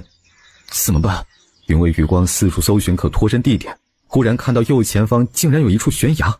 趁顾长陵缠斗的功夫，他急忙爬到悬崖边上，透着蒙蒙白雾，看到了儿时不小心落下的那个堑坡以及一棵斜长的树。快过来，我们一起跳。顾长陵早也看到了那个悬崖，只是这么高跳下去焉有活着的道理。指尖交互的一刹那，他扑到顾长陵怀里，在他耳边极轻地说：相信我。二人跌落悬崖。不要紧，当物换星移，今夕是何夕？我属于你的注定，不属于我的命运。头儿怎么办？去崖底搜，主子说了，活要见人，死要见尸。是。一众杀手登时撤退，寻找崖底入口。崖边，云威和顾长陵借着斜坡的力道，幸运地落在崖壁堑坡上。咻！好字儿都没说出来，顾长陵忽然揽着他的腰，提到了自己怀里，眼神示意不要出声。云威还没反应过来这变故，就听崖边又响起了脚步声，看来那些杀手去而复返。脚步声来来回回走动，云威的心又提到了嗓子眼儿，本能地抱住了顾长陵的腰，力道大的将他腰间的伤口勒得渗血都没发现。约莫过了一盏茶功夫，听到上面的人说：都下去找。然后脚步声渐远。应该安全了吧？应该吧。那我们怎么上去？跳下来的那一瞬间真没想这么多，就云威正思索着怎么上去时，忽然感觉一只搭在他后腰的手松了下，心里一咯噔，抬头就对上了顾长陵幽深的眼眸。云威呼吸陡然发紧，因为他从这眼神里读出杀意。他该不会是想趁着制造这个意外把我弄死？顾长陵，我可是救了你。所以你不能忘恩负义的杀我。忘恩负义。他轻声重复了这4个字，语气不见喜怒。顾长陵，你没有良心，我救了你啊！我以前对你不好，我不开始改了吗？他哭得断断续续，眼泪蹭得他胸口都是，双手紧紧抱着他。顾长陵，顾长陵。沐浴如花，一句离愁转深秋。可楼上谁泪如雨。郡主这是在说什么胡话呢？你救了下官，下官感激不尽，怎么会害你呢？那你为何刚刚久久不出声？方才我只是在想怎么上去而已，顺便思考了下杀我的后果吧。平安着陆那一刻，云威几乎瘫倒在草地上。命运掌握在别人手中的感觉实在是太不好了。起来，我们必须要再找一个安全的地方躲着。那些人没有在崖底发现尸体，估计很快会去而复返。我知道有个地方安全，跟我来。走了不过1刻钟，他们就到了一道裂缝谷口，四周被爬山虎以及不知名的茂盛植被覆盖，远远看去就是一面墙。云威扒开植物拱进去后，又把外面的植物给扒了回来，然后带着顾长陵猫着腰往裂缝里走。小时候父亲送我来崔嬷嬷这里学跳舞，但那个时候我贪玩，常常偷偷拉着如诗如画出来，所以我无意间发现了这个地方。顾长陵打量着这个山洞，由窄变宽，再往前还有一条暗溪穿过，确实很隐秘。警戒松了2分，疲惫感就涌了上来，腰间伤口痛得快要麻木，他找了一块石头坐着。那悬崖呢？你是怎么发现的？哦，我小时候被一只狼追赶，不小心掉了下去，命大，刚好掉在堑坡处。确实命大。顾长陵说完这句就不再出声，靠着墙壁似乎在闭目养神。洞里昏暗，借着薄薄的霞光，云薇看到他腰间如是一片，渗出片片血迹，想来是刚才拉他用力所致。云薇看他自己都不管这伤口，也不多嘴说什么。再说他还是有点生气，刚刚顾长陵想杀他，所以不想上赶着去关心。大概过了1刻钟，扭头看顾长陵依旧那个姿势坐着，一动不动，腰间的血迹晕染得更开了。顾长陵，你腰间的伤很重，需要处理一下。死不了。我幼时跟着二叔学过一些伤口处理，你要是信得过，我帮你包扎一下如何？我的爱本该为你抵挡。云薇当他同意了，急忙走过去，俯下身，正准备伸手去解他的腰封，忽然一个趔趄，他竟直接将他拉到了怀里。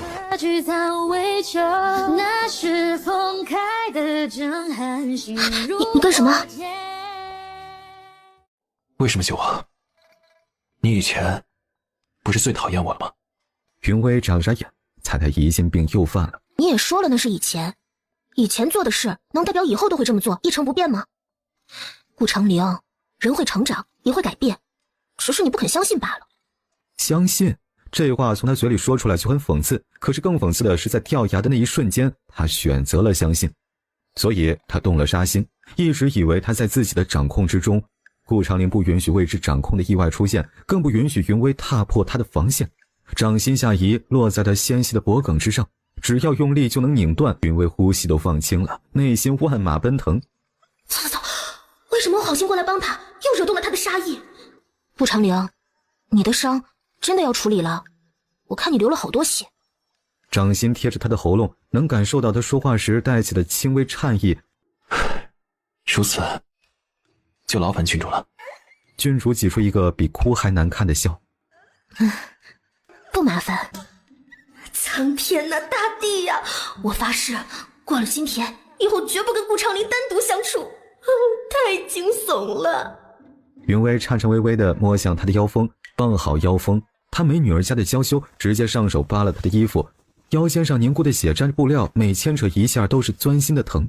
云薇说了句忍一忍，然后一下子将布料撕扯下来，凝固的伤疤被扯开，鲜血流淌，瞬间打湿了他坐着的石块。我去弄点水来帮你清洗一下，你别乱动。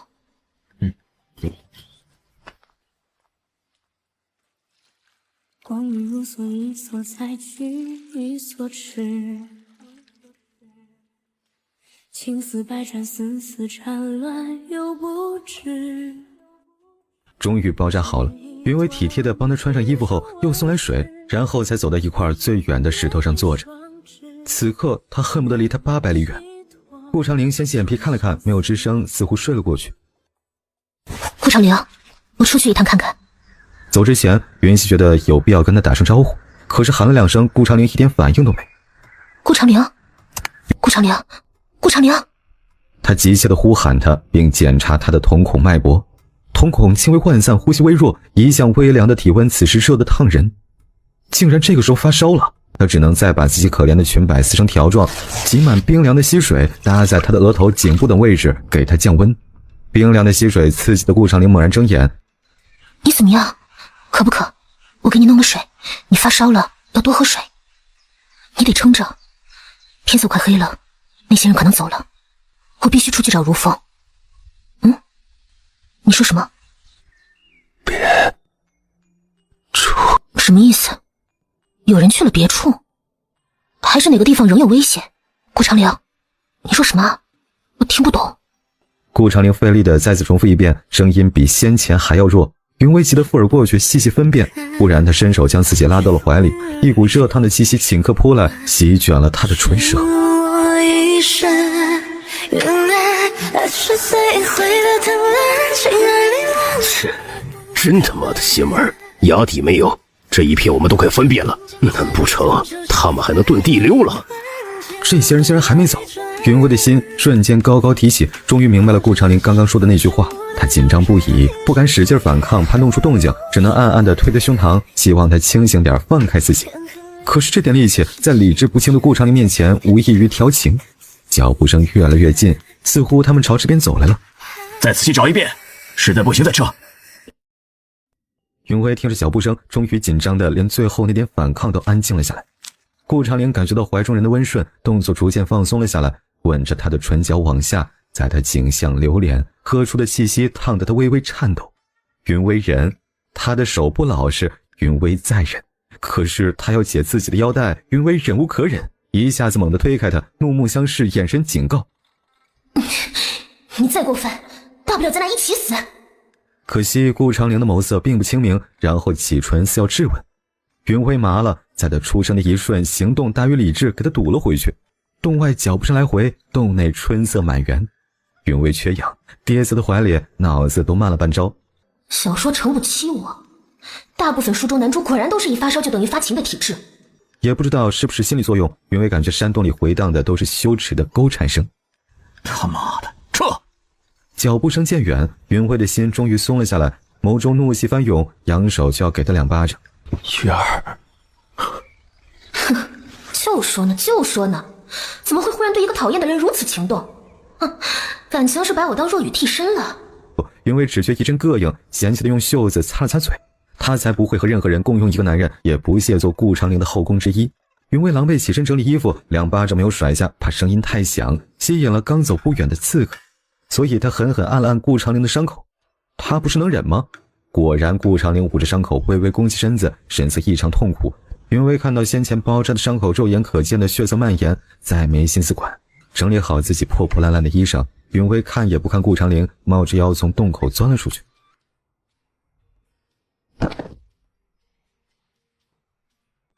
顾长林醒来时，第一个看到的徐老儿。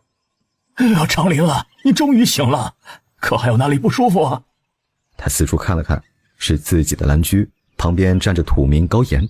高岩一直在帮他筹备建立暗桩，不出大事不会出现在府上。我昏睡了几天。大人，您昏迷了3天。然后主动把他昏迷这3天的事儿说了出来。此事蹊跷，未必就是太子所为。可是各种证据显示都是太子的人，而且那天殿下查过太子，确实悄悄调动过安危。越是一切对得上，顾长林越是不安。拿笔来，我要给殿下修书一封。高岩端着书信离去时，徐老儿正好端药进来。哎呀，好了，一醒来就操心那么多事儿，赶紧把药喝了。顾长林道谢，端过药一饮而尽。哎呀，你也真是的，把自己身体折腾成这样，又发烧，伤口又感染的，幸亏送来的及时啊。说起送来的及时，顾长林问：谁送回来的？是郡主让如风把您悄悄送回来的。并且此事云薇没有对外提起，一切都当作不知。顾长林想起昏迷前最后一幕是看他迫不及待离开的背影，还以为他生气的不管不问，没想到还是让人回去救他了。那他呢？郡主送您回来之后，就一直窝在风清轩养伤，这3日也没有出门。他受伤了？徐老去看过了，就是一些皮外伤，养着3天，估计就应该痊愈了。大人，郡主救您是否是知道了些什么？需不需要属下？他比划了一个抹脖子的动作。顾长林眼眸骤冷。他什么都不知道，遇见我只是意外，而且得他所救，我现在才能平安无事。是属下僭越，请大人责罚。下去。风清轩，云薇吃过晚饭，百无聊赖，趴在窗边看星星。如风踏着夜色赶回来。今儿怎么回来的这么晚？这几天他借口养伤没出去，就派如风每日去空明山探望崔嬷嬷，并送些日常用品过去，算是因祸得福吧。他当时一身狼狈地找到崔嬷嬷，说遇到了土匪，可是把崔嬷嬷吓坏了。关于跳舞这件事，嬷嬷还是原来的态度吗？属下看不出，也按照您的吩咐没有问过。不过今日走的时候，嬷嬷说您伤势痊愈后可以带朋友来玩。这不就成了吗？他立马拟一封书信。如风，帮我送给若雨，明天我带他去玩。郡主，顾大人醒了。哦，您要不要去看望？不去。云薇拒绝的干脆。瞎的喜怒无常，那种时刻又想杀我又想搞我，简直变态！我才不要去。你带点东西帮我去看看就成。我这2天精神不好，不想动。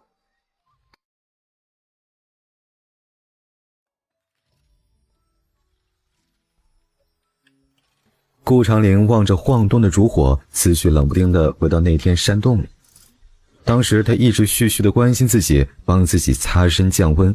外面传来细微动静，他出声提醒他别说话了，也不能出去。可是他听不清，凑了过来，细微的甜香钻入肺腑，白皙的耳垂近在眼前。刹那，他想起了马场上他为自己压住时听到的调侃。那些人说云薇对他有意思，结合他后面的种种转变，一股冲动涌上来，就试探了他。反应过来自己做出这种动作时，顾长陵比他还惊愕，本该先一步松开他的，可让他失防的是他竟然没动，惊讶声色笨拙羞赧。那一瞬间他在想，他不是有很多男宠吗？不是有很多姘头吗？为什么会是这种反应？正巧那批杀手追来了，他不敢动，不敢出声，给了他肆无忌惮的理由往下试探。最后他狠狠推开的是，顾长陵看到了他眼里的怒火滔天，一霎过往他高高在上轻蔑的样子浮现在眼前，仿佛能预想到他接下来的话。为了面子，他情急之下喊了若雨的名字。他愣住了，手也放了下去。其实他有偷偷看他的神情，内心竟想捕捉到一丝丝在意，可惜没有。他气急反笑，然后极其嫌弃地擦了他触碰的地方，到走都没有再回头看他一眼。顾长陵也气得想笑，他觉得自己肯定是烧糊涂了才会吻了他。我把心事都写进夜色，就让月光温柔轻轻地诉说，安慰。嬷嬷您尽管看，若雨的腰可软了。先说好，我只教他3支舞，为期15天，多余不教，学不会不管。刚刚嬷嬷问过若雨为什么要学舞，她说是为了参赛3轮3支舞蹈。能得嬷嬷相传，若雨已是感激不尽，3支舞蹈足矣，不敢奢望。吃完午饭，若雨就开始练。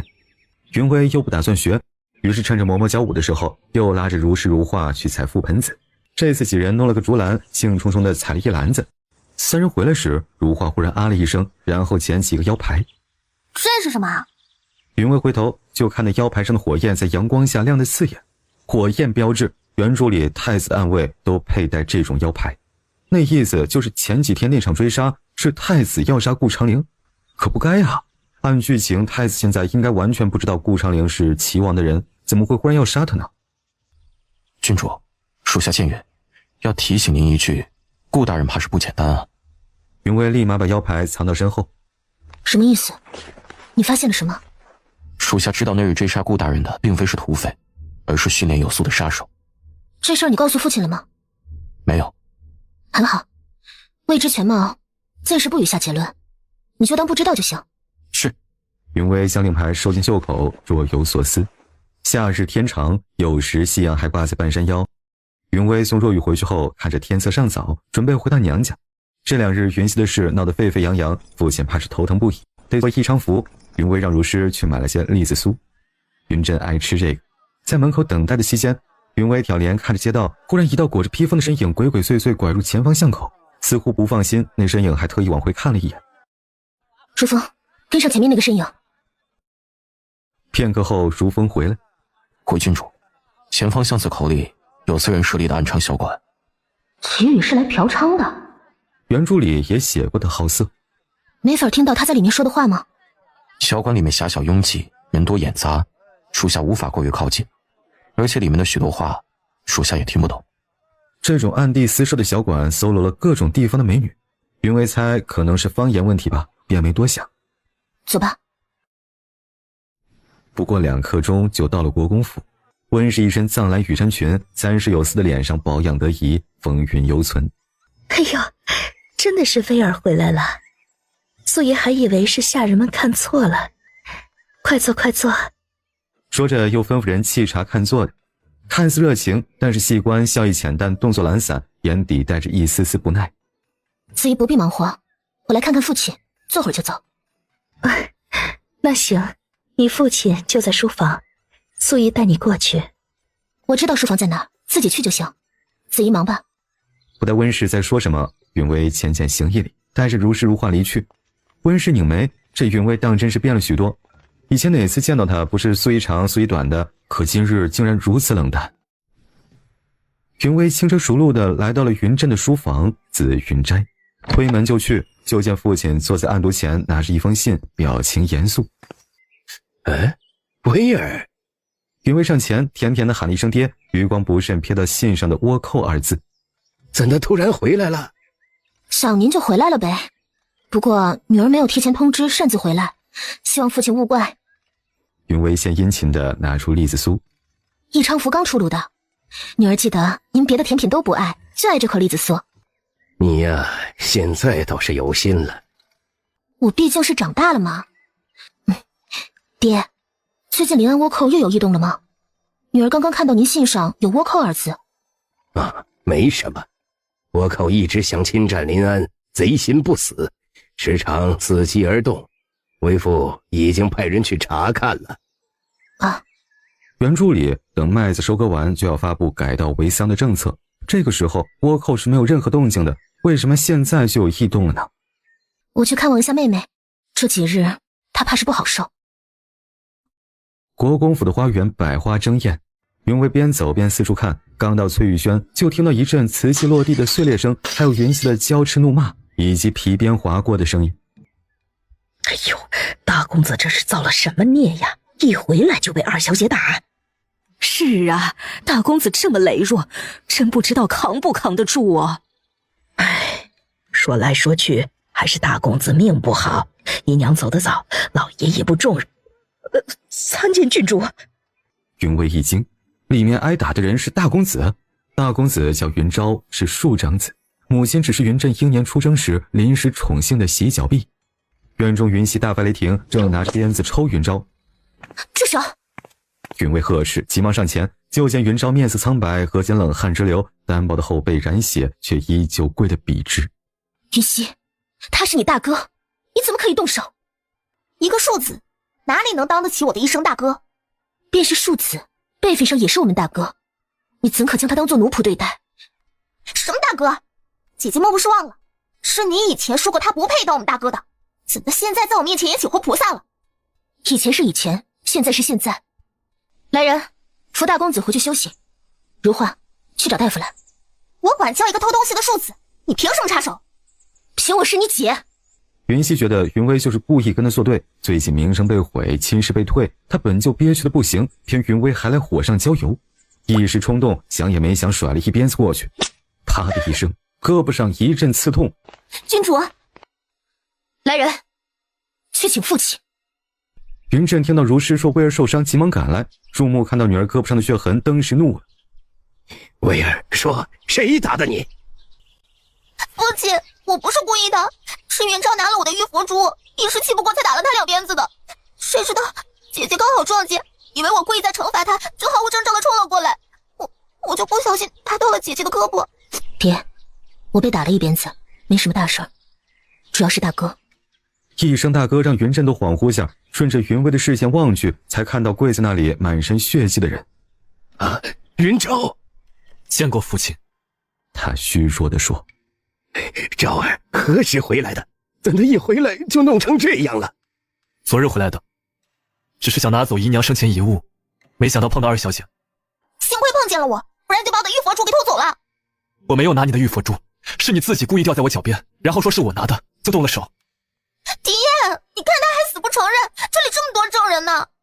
国公爷，公子没有偷东西。云溪一个眼刀甩过去。那你的意思是本小姐撒谎了？好了，都休要多言。希儿，为父再问你一遍，你确定没有说谎？云溪心里一疙瘩，一场虚无的栽赃完全经不起推敲。云溪慌了，立马开始哭。希儿，你真是太让我失望了。来人啊，将二小姐关押到祠堂，没有我的命令，谁都不许进去探望。云溪扑过来，哭喊着知道错了。云震一挥手，强行让人将他带了下去。这女儿再不管教就废了。云溪走后，云昭像是支撑不住，晕了过去。大哥，快去喊大夫！回到风清轩后，云薇把从父亲那里带回来的补品挑选了一些，让如师给顾长陵送去，还剩一些比较适合酿酒，就让如画送给徐老，顺便请他过来帮忙包扎。小薇儿啊，这是谁打的你啊？看着小姑娘洁白的胳膊上一道醒目红痕，徐老一脸心疼。被妹妹打了一鞭子，不严重的。本来不想麻烦您老人家的，但是伤口里有些倒刺，我弄不出来。你受伤不找我找谁呀？快伸过来给我看看。云薇这才把胳膊伸过去，徐老把灯凑得很近，看得出细密的伤口里确实有倒刺。哎呦，你那什么妹妹呀，竟然用这招鞭子打人，心忒狠毒啊！云薇赞同，但是面上不能这么说，只得叹气。就是被他母亲骄纵坏了，以后好好管教，说不定能改回来。徐老哼了一声，直接说这种妹妹没救，骂了云溪几句，让如师拿银针过来挑刺时，忽然脑中闪过了一个想法。哎呀，不行不行啊，这年纪大了，眼神不好，这刺儿啊看着都在晃。您怕不是眼神不好，是酒量不好吧？哎呀，我眼神不好，那有人眼神好啊。哎，走走走，我带你去处理伤口。来到兰居，云薇终于知道他找谁了。徐老一脸兴奋。哎，我跟你说呀，那小子眼神可好了，老夫见过他射飞镖，多远的距离啊都能一下子命中。你这几个刺儿啊，肯定不在话下。怎么有种搬起石头砸了自己脚的感觉？早知道今夜就不惊动徐老了。不甘不愿地被徐老拉到兰居，他祈祷顾长陵早早睡了。可是天不遂人愿，顾长陵屋内灯光大亮，正在看书。徐老推开门就喊：长陵啊，快过来呀！小薇儿被打了一鞭，手臂上有倒刺儿。哎呀，我今儿喝了酒，眼神不好，挑不出来，你帮他挑了，包扎下。你被打了？自那日煽动过后，2人5天没见，云薇不太自在。就是不小心被云溪抽了一鞭，不要紧。徐老有些大惊小怪。相思何处可寄，笛声夜风苍哑。去拿银针。哎呦，长陵啊，你可得轻些，小薇儿怕疼。他淡淡的嗯了一声，拉过他的手放好。他的动作确实轻，云薇视线不由落在他手上，烛光下瓷白修长的手很好看，可也凶狠。前几天掐过自己脖子，不仅掐过自己脖子，他愈发不自在。难道顾长陵要学日语？正想着，忽然腕部一阵刺痛传来。你不能轻点儿。这根刺扎得有点深，没办法。云薇咬唇，感觉他就是故意整自己，便试着抽回手。没几根刺了，剩下的我自己弄。你还伤着，早些歇息吧。奈何顾长陵不松手，语气比他还不悦。徐老既然把你交给了我，明天发现我没处理，定是要骂我了。我可不想被他老人家骂几天，所以劳烦配合下。徐老却是碎嘴，原著中顾长陵受伤不听话，能叨叨很久。你看得懂倭国的书？你怎么知道这是倭国的书？哦，父亲书房有很多这种字儿的书，我小时候常看到。父亲说那是倭国的书。我也看不懂，就是好奇，随便看看。14殿下想学，但是大学士教的他听不太懂，就想让我学会后教他，于是我就找了启本来看看。14殿下很亲近顾长陵，若是更希望顾长陵教也可以理解，但是云薇莫名升起一股不安。我今日在父亲书房里看到临安倭寇又有异动，说不定又是会有一场征战。这个节骨眼儿，你若是看倭国的书，我觉得不妥。临安有异动？父亲说的，我就瞟了一眼，没看多少。顾长陵沉默片刻，谢郡主提醒，这几日不宜碰水。云薇急忙抽回手，说知道了，谢谢，就推门出去。顾长陵收拾着药膏和纱布，看着那本书眯了眯眼。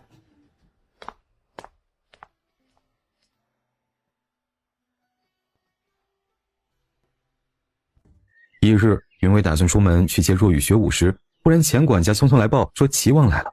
云薇诧异，这个节骨眼儿，齐王怎么会来？他不应该与顾长陵避嫌吗？朝阳厅，云威一进门就见陆行川一身紫色蟒纹袍，坐得四平八稳，悠哉的喝茶。臣女见过齐王殿下。陆行川上前去拖住他的胳膊，自责怪道：“几日不见，薇儿妹妹怎的生疏起来了？”云威这才反应过来，跟着演：“行川哥哥。”陆行川笑笑，拉着他坐下。薇儿妹妹近来几天似乎都没出府呢。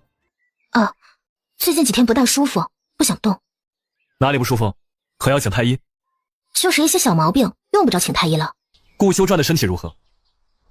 他感染风寒，身体不好，还在养病呢。难怪几日没去翰林院了。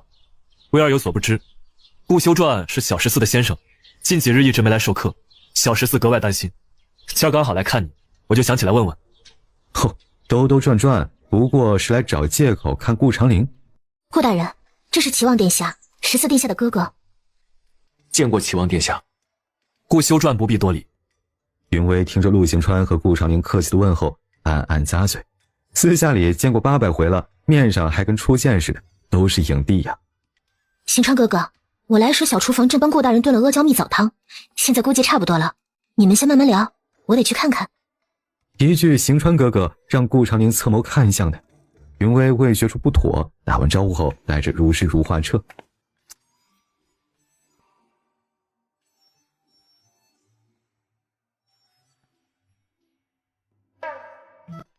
听说这次先生遭难，全赖云威郡主所救。陆行川似笑非笑，他忽然变得好心，该不是知道了什么？顾长陵抬眸就看到陆行川眼中毫不掩饰的杀意，可是现在他莫名不想看到别人对他有杀意，云辉的命只能掌握在他的手里。殿下多虑了，一切不过是巧合。我被追杀的时候，刚好碰到他去空明山拜访一个嬷嬷，幸得他所救。听说当日情况凶险万分，他为了救先生，连自己的安危都没顾上。先生不觉得奇怪吗？云威素来与先生不和，为何忽然如此善良勇敢？为什么呢？一连串的疑问甩来，顾长陵却十分淡定。因为他欢喜我。陆行川喝的茶差点喷出来。先生，我没听错吧？顾长陵抬手忽然拉开了自己的衣领，淡淡的红痕布在锁骨下方，看着暧昧又惹眼，饶是陆行川也老脸一红。殿下不是说过想拉拢于他？云威这人最大的爱好是什么？殿下不清楚吗？陆行川一阵惊愕。云威此人最大的爱好是好色，先生的样貌确实足够惹得他为之疯狂，本王是这么说过。但是先生也不必如此舍身，此番太过委屈先生了。没什么委屈不委屈的。顾长陵看他眼里的杀意散了，才适时岔开话题。你来我往客气一番，门外传来了脚步声。云威适时敲门，还真端着阿胶红枣羹进来。我听说这阿胶红枣最是补气血，大人快尝尝。顾长陵道谢，当着陆行川的面喝完了那碗甜得发腻的红枣羹。云威笑着问：好喝吗？好喝。云威呵呵，可真能吃甜呢。顾大人身体欠佳，还是多多休息为好。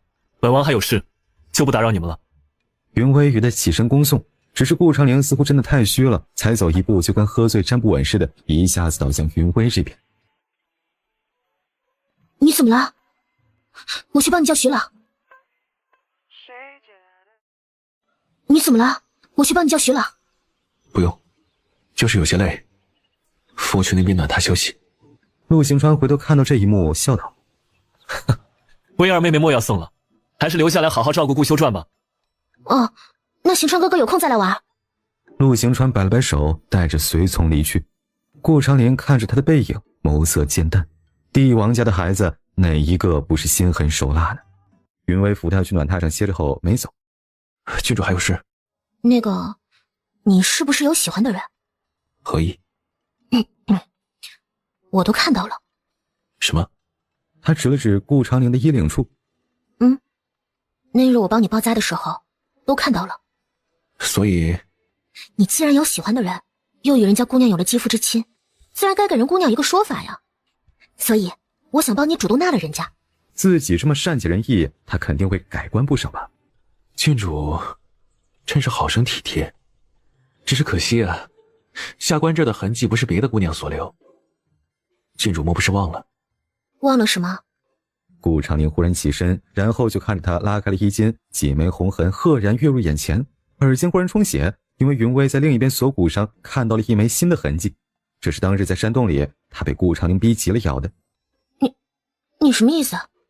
没什么意思，只是提醒郡主，下次可以轻一点，我不受力。云薇一路走到风清轩，脸上还微微发烫，不愧是后宫文大男主，什么轻点不受力，瞅瞅，这是能对死对头说的话吗？今日无事，索性把锦燕的顾绣送去裱框。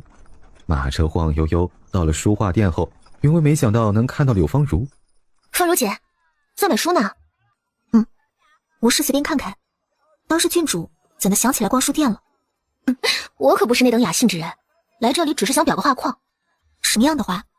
云薇让如诗拿过来，摊开一看，柳芳如眼睛亮了。好精致的画绣啊，这是出自哪位大家之手？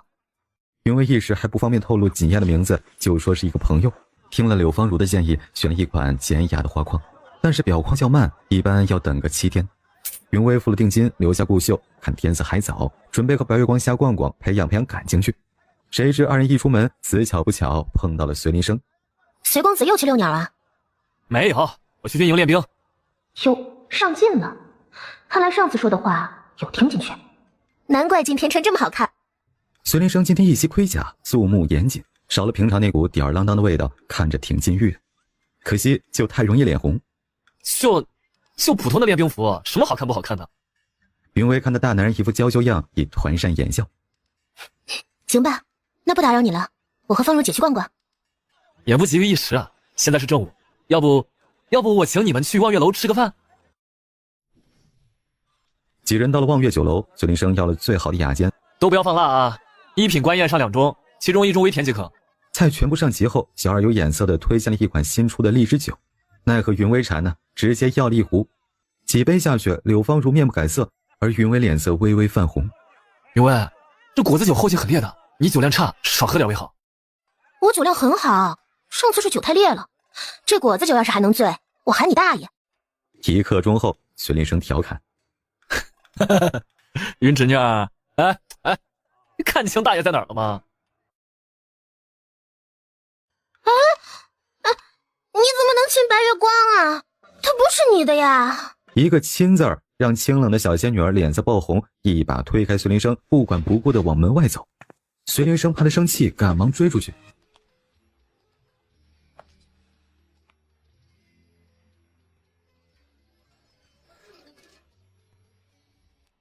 见过景王殿下。不必多礼。一声让闹腾的云薇忽然安静了下来，往门口望去。日光浅薄，落在了门口一袭靛蓝素袍的景王身上，与记忆中被尘封很久很久的那个人逐渐融合。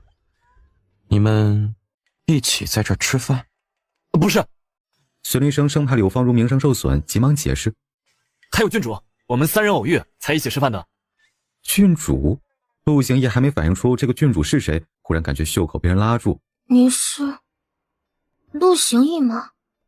其实他醉得厉害，看不太清对方的样貌，但是这声音曾陪伴了他多年，只要听一句就能让他分辨出来。是。云薇的泪夺眶而出，然后就往人怀里扑。陆行义，真的是你啊！我好想你。自20岁生日那天，陆行义为给他过生日意外车祸死在路上，这个名字就成了他心里的禁忌。陆行义皱眉，觉得他举动过于轻佻，又想起他以前的名声，更加不悦了。云薇郡主似乎喝多了，男女授受不亲，还请松开本王。我是薇薇啊，陆行义，你为什么要喊我郡主？你是不是把我忘了？我就知道，太久不见，你肯定会没良心的把我忘了。在大庭广众之下被一个名声尽毁的有夫之妇这般搂抱，陆行义涵养再好也忍不住生气，一把将他推开，声音略重：郡主请自重。柳芳如急忙过来扶住云薇，生怕他再做出什么惊世骇俗的动作。殿下，郡主她喝多了，若是有冒犯的话，还请勿怪。需要我找一辆马车送他回去吗？多谢殿下好意，但是郡主自己有马车，待会儿我送他回去就行。你们郡主和景王殿下很熟吗？小时候郡主去宫里时和景王殿下玩过一段时间，在后面郡主去宫里的次数少了，和景王殿下的来往也就少了。柳芳如哦了一声，难怪威儿记得他。2刻钟后，终于把云薇弄回府。顾长陵着一袭靛青色长服赶至门口，看到醉成一滩泥的云薇，脸色微沉。怎么又让郡主喝醉了？话中无形带了责备。郡主只是喝了几杯果子酒，奴婢没想到郡主会醉。顾大人，是我不好，没有劝着他。顾大人就不要再责备他们2个了。顾长陵这次注意柳芳如竟然也在，不止柳芳如，还有隋林生。是他自己人才瘾大，非要喝，我们都劝过了他还是不听。好了好了，现在你赶紧把他弄回去，别在门口杵着了。顾长陵不用多问，也知道3人一起去吃饭了，微微颔首就去抱云薇。你松开我，松开我，我要去找陆行义。顾长陵脸色再次阴沉下去。陆行义，是这样的，我们回来的时候遇到了景王殿下，听如师说君主小时候与他关系很好，这许久不见，君主许是想要多跟殿下叙叙旧吧。顾长陵嗯了一声，似乎信了。劳烦2位将郡主送回，他日有空登门拜谢。顾大人客气了，郡主是我朋友，理应送回。他微微点头，抱着人大步离去。想起他刚刚在外人面前一直喊着要去找陆行义，顾长陵莫名不悦。顾长陵莫名不悦，放下他时力道很重，似乎就往那一扔。这一扔把云薇扔醒了，在顾长陵准备离去时，忽然勾住他的脖子呢喃：别走，陆行义，别走，别丢下我。顾长陵脸色一黑：松手！不要！他目光其实不太清明，看着眼前人都是模糊的，只是那衣服颜色让他有些回神，因为陆行义今天穿的就是这颜色的衣服。顾长陵被他亲昵的拥抱弄得皱眉，试着扯下他，他反而抱得更紧。如诗和如画在一旁看着，一时不知道该上去扯开还是该识趣走开。面面相觑时，顾长陵忽然出声：去给郡主备些醒酒汤。这意思是要支开他们了。顾长陵猛地推开云薇，掐住他的下巴：怎么勾引我？大脑慢子派的云薇理解不了勾引2字，只觉得下巴疼。陆行义生气了：对不起，我以后再也不惹你生气了。你不要走，不要丢下我。顾长陵一刹怔住，任由他指尖划过。他的神情太温柔，温柔的给人错觉似乎深爱他一般。云薇，你又想玩什么把戏？他用这种话让自己清醒，这女人演技很好，最会演戏。云微微愣，眼睛眨眨。记忆忽然回到18岁生日那天，陆行义被他捉弄跌落池塘，2人乐成一团。眼眶湿润，他抱着顾长陵哭了起来。没有玩把戏，我只是很想你。他笑，演技越来越好了，可是却没能推开他，心不可抑制地柔软了一块，仅一瞬又变得刚硬，因为他喊：陆行义。怎么这才一面又看上陆行义了？前几天还是随林生，今日一见陆行义又陷进去了，现在哭哭啼啼，一副情深模样，爱到这种地步了。你可真是够水性杨花的。顾长陵路上碰到徐老。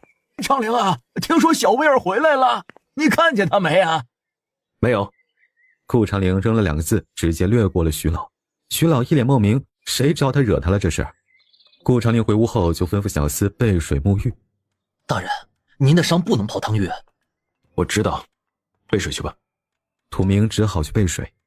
顾长陵只是擦身，里里外外换了一套干净的衣服，出来时吩咐：将我今日的衣服丢了。土明有些莫名，难道是因为今日大人抱了云薇的缘故？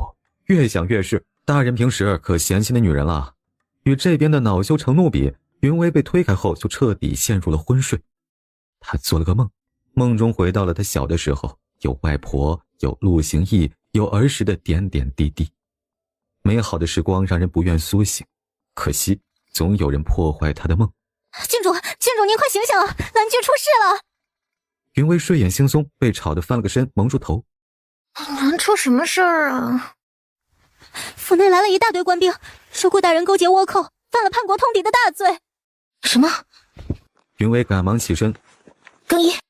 匆匆赶到蓝居时，就看到一个五大三粗、挎着佩刀的男人，命令人将顾长陵押回大牢。慢着！云薇3两步跑过来。武大人，顾大人到底犯了何罪？武德仲客气拱了拱手。回郡主，顾长陵被举报与倭寇往来，泄露军事情报。现在书房搜出与倭寇往来的信件，需要押回上方司去审问。会不会弄错了？顾大人不过是一个小小的修撰，什么都接触不到，怎么可能会通敌叛国？武德仲抖出手中信件。可证据确凿，下官也不愿意相信啊。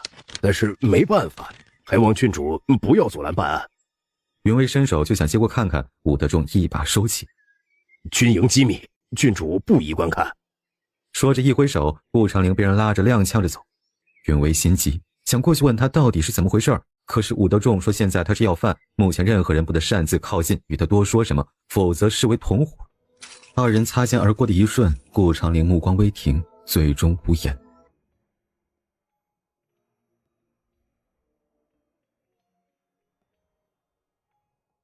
现在满大街都是大人被判死刑的消息，可就凭几封信，就这么草草的判了死刑？也有人证。有人看到了顾长陵称病的第一天，坐着一辆不起眼的马车鬼鬼祟祟去了空明山，而官兵今天在空明山发现几具尸体，经仵作辨认是东营倭寇。那些土匪是倭寇？不是绣着太子的暗徽吗？怎么现在就成了倭寇？空明山之事，他没有说出我。没有，大人只说当日去空明山探幽。若是说出那日他跟我一起去的，可以减少不少嫌疑，也不至于马上被定罪。为什么不说呢？是怕我担心被牵连，不愿意为他作证吗？如风，帮我送一封信给父亲。是。另外，派人盯着祁宇，一举一动都不要放过。是。傍晚时分，云振匆匆赶来。薇儿，你没事吧？爹，我没事儿，主要是顾大人，他怎么样了？说起顾长陵，云振神色严肃。他的事不好说呀。爹，顾大人就是一个小小的修撰，怎么可能会是奸细呢？这其中肯定是哪里出错了。可是他书房里搜出来的信，确实都是最近为父这边关于倭寇制定的对策。顾大人根本不识得倭语，我听说那些信件全是倭语，言语不通，他如何通敌？爹。云薇忽然拉住云振的袖子，哀求道：“您能不能让我去大牢里看一看顾长陵？”不行，他犯的可是通敌死罪，按理说是要诛九族的呀。为父为了保你，在皇上面前没少费功夫。云薇知道父亲的担心，但是现在种种疑问，不看到顾长陵根本解不开呀。一掐大腿，热泪盈眶。是你让我与他好好过日子的，我才对他上心。他就要死了，女儿以后就要守寡。可是现在，连一句他的遗言都听不到。哎呀，别哭了，薇儿，为父帮你安排一次，但是你且记住，不可久留。云振安排速度很快，当日夜里让云薇乔装成狱卒，跟着副审官进入大牢。地牢内，顾长陵双手被吊起来，用刑的刑官清霄把皮鞭狠狠戳在一旁的木桩上，说还有哪些同伙？但是私下里却小声道：第一个发现信封上交的小厮，下午不慎跌入湖中溺死。当日看到您去空明山的那个人被毒蛇咬了，昏迷不醒。发现的2个倭寇尸体，毒面目腐烂全非，根本查不出什么。一切有力证据正在迅速消失。秦霄啪啪啪再次甩了起空鞭子。先生可能想出最近是得罪了谁？顾长陵摇头，留意下太子动向。另外，查查祁宇。若说得罪人，最近只有祁宇得罪的最狠。先生放心，殿下已经在查了。还有，再让殿下查查。查谁？先生忽然不说了。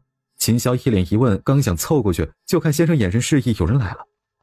说，到底还有哪些同伙？再不说，我就废了你的胳膊。没有同伙，我是被陷害的。顾长陵的声音断断续续，似虚弱至极。他还有伤啊！何人允许你在此用刑？回吴大人，属下奉主审官的命令，对犯人严刑拷打。人家光明正大奉命，吴大人也不好说什么。行了，剩下的我来审问。是大人。秦霄扔了鞭子，带着2个小卒子走了。顾长陵，你怎么样？你怎么来了？我担心你，央着父亲将我送来，见你最后一面。吴叔知道小夫妻还有话说，叮嘱道：“两炷香，莫久留。”谢谢吴叔。等人一走，云威扶着他去了单间牢房后，急忙去给他倒了一杯水。顾长陵，快喝点水。他雪白中衣上大片血迹晕染，唇也干涸，像是从进入牢房后就没喝过水一般。云威想起牢房里那些酷刑，倒是有些心疼。顾长陵没动，就这么看着他捧着水碗的模样。云威以为他在提防自己投毒，于是自己喝了一口。没毒，别人防不住，防我倒防得死紧。顾长陵这次伸手接过，一连喝了3碗才停下。云威放下水碗后，直接扒开他的衣服检查伤口。他看向顾长陵腰间，腰间的伤口果然崩开了，而且像是被人恶意鞭弄过，一片鲜血淋漓。顾长陵低头看了眼，这倒是意外。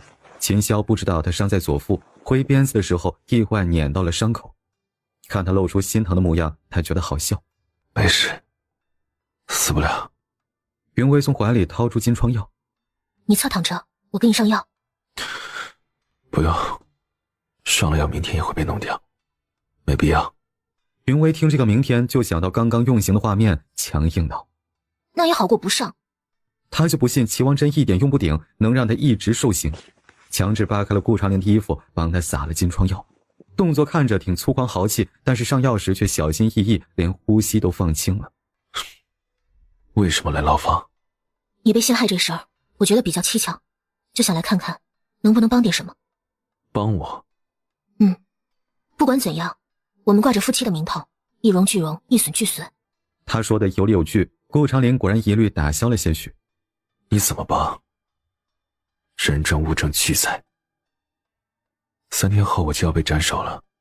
我有几个疑问想问你，你务必要好好诚实的回答我，这样我才能帮你想办法。问。你最近有得罪过什么人吗？除了祁宇，其他都没有。那些我语书我不是提醒过你了吗？为什么还保留着？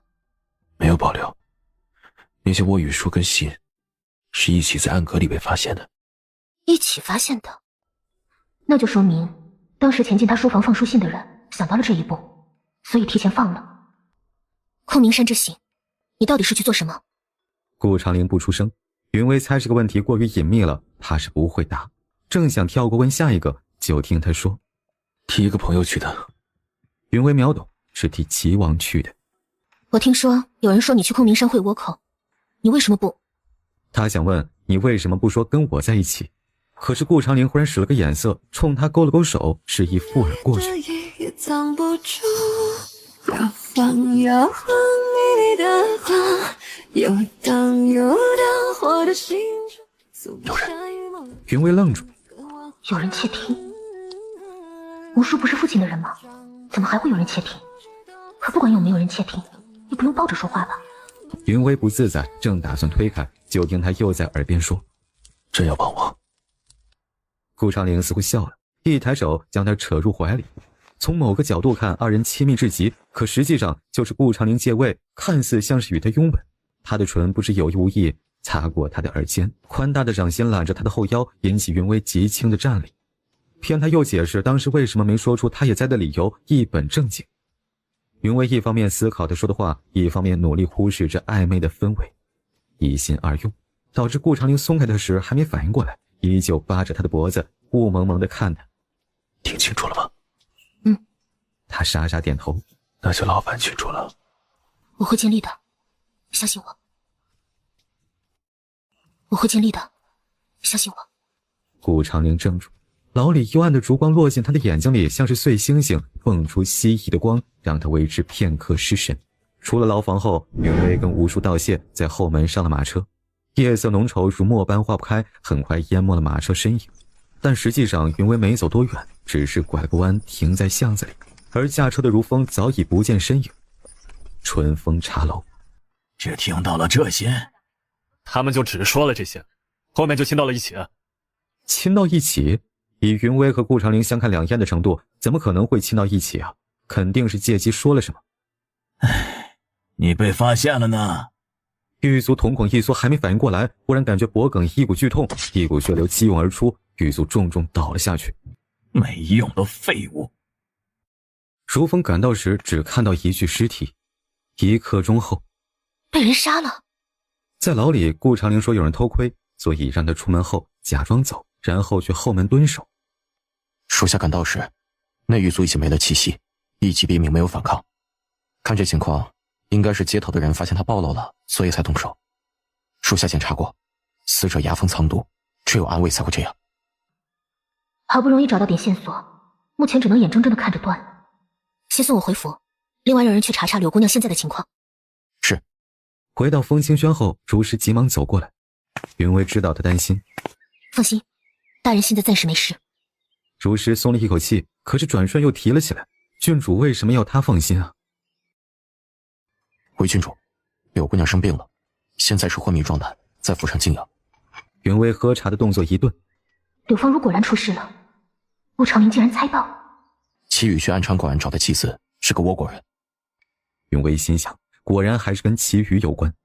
不过属下打听到，那个倭国继子在齐宇离开的第2天就死了。死了？刚查出点蛛丝马迹，又断了。云薇不死心，女扮男装，让如风带她悄悄去那个暗馆。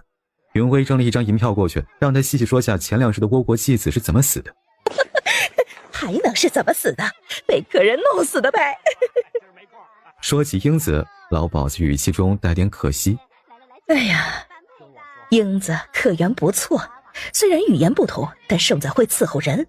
一般多暴躁的客人，在他那儿都会有些怜香惜玉的。没想到前2日却是栽在一个看着斯斯文文的男人手里。能不能描述一下英子的最后一个客人的样貌？老鸨子立马形象地比划起来，一身藏蓝罗缎，挺瘦的，眼睛也不大，脸上有雀斑，身高倒是不错。说话也是轻声轻语的，看着像是个手无缚鸡之力的书生。真是没想到啊，这么残暴。哎，云薇皱眉，描述很普通，没什么显著的要点。他不想放弃，又给老鸨子塞了钱，要去英子房间看看。他就这些东西吗？老鸨子坐一旁哀叹。唉，英子的东西不多，就这些，正准备这几天给他收拾收拾捎去呢。他抽出一个个小抽屉细看，不知道碰到哪儿，窗帘下方忽然弹出一个暗匣子，里面是一沓书信，都是倭语。嗨，是信呐。嗨，英子有写信的习惯，写的什么店里也没姑娘能看懂，也只当他藏起来。云薇抽出一封，再过不久我就能回到故乡，回去见你了，千秋君。一个被卖到大魏做继子的倭国人，怎么可能还有回去的那一天？云薇将他的书信全部拿走了。英子当真一句哑言不会说？当然了，英子才来没几个月，我们一直无法沟通，都是比划着说的。云薇似乎信了，带着如风离去。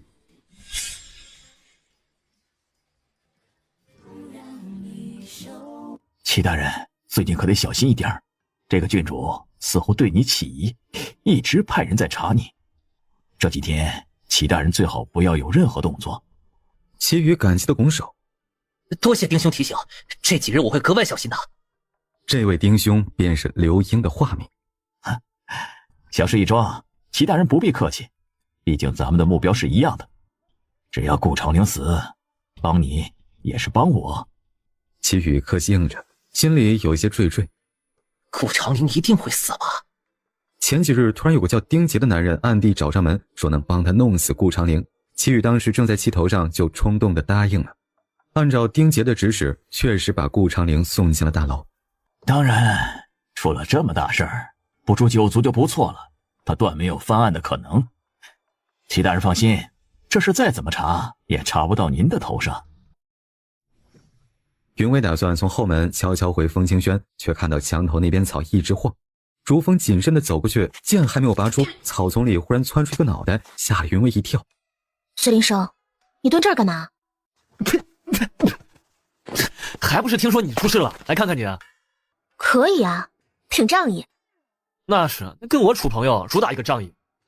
别贫了，是不是有什么事要告诉我？我此次前来是关于你那夫君的事，我觉得有点不对。细说。别的情节真假我不清楚，但是随着他通敌信件搜出来的2本书，是我的。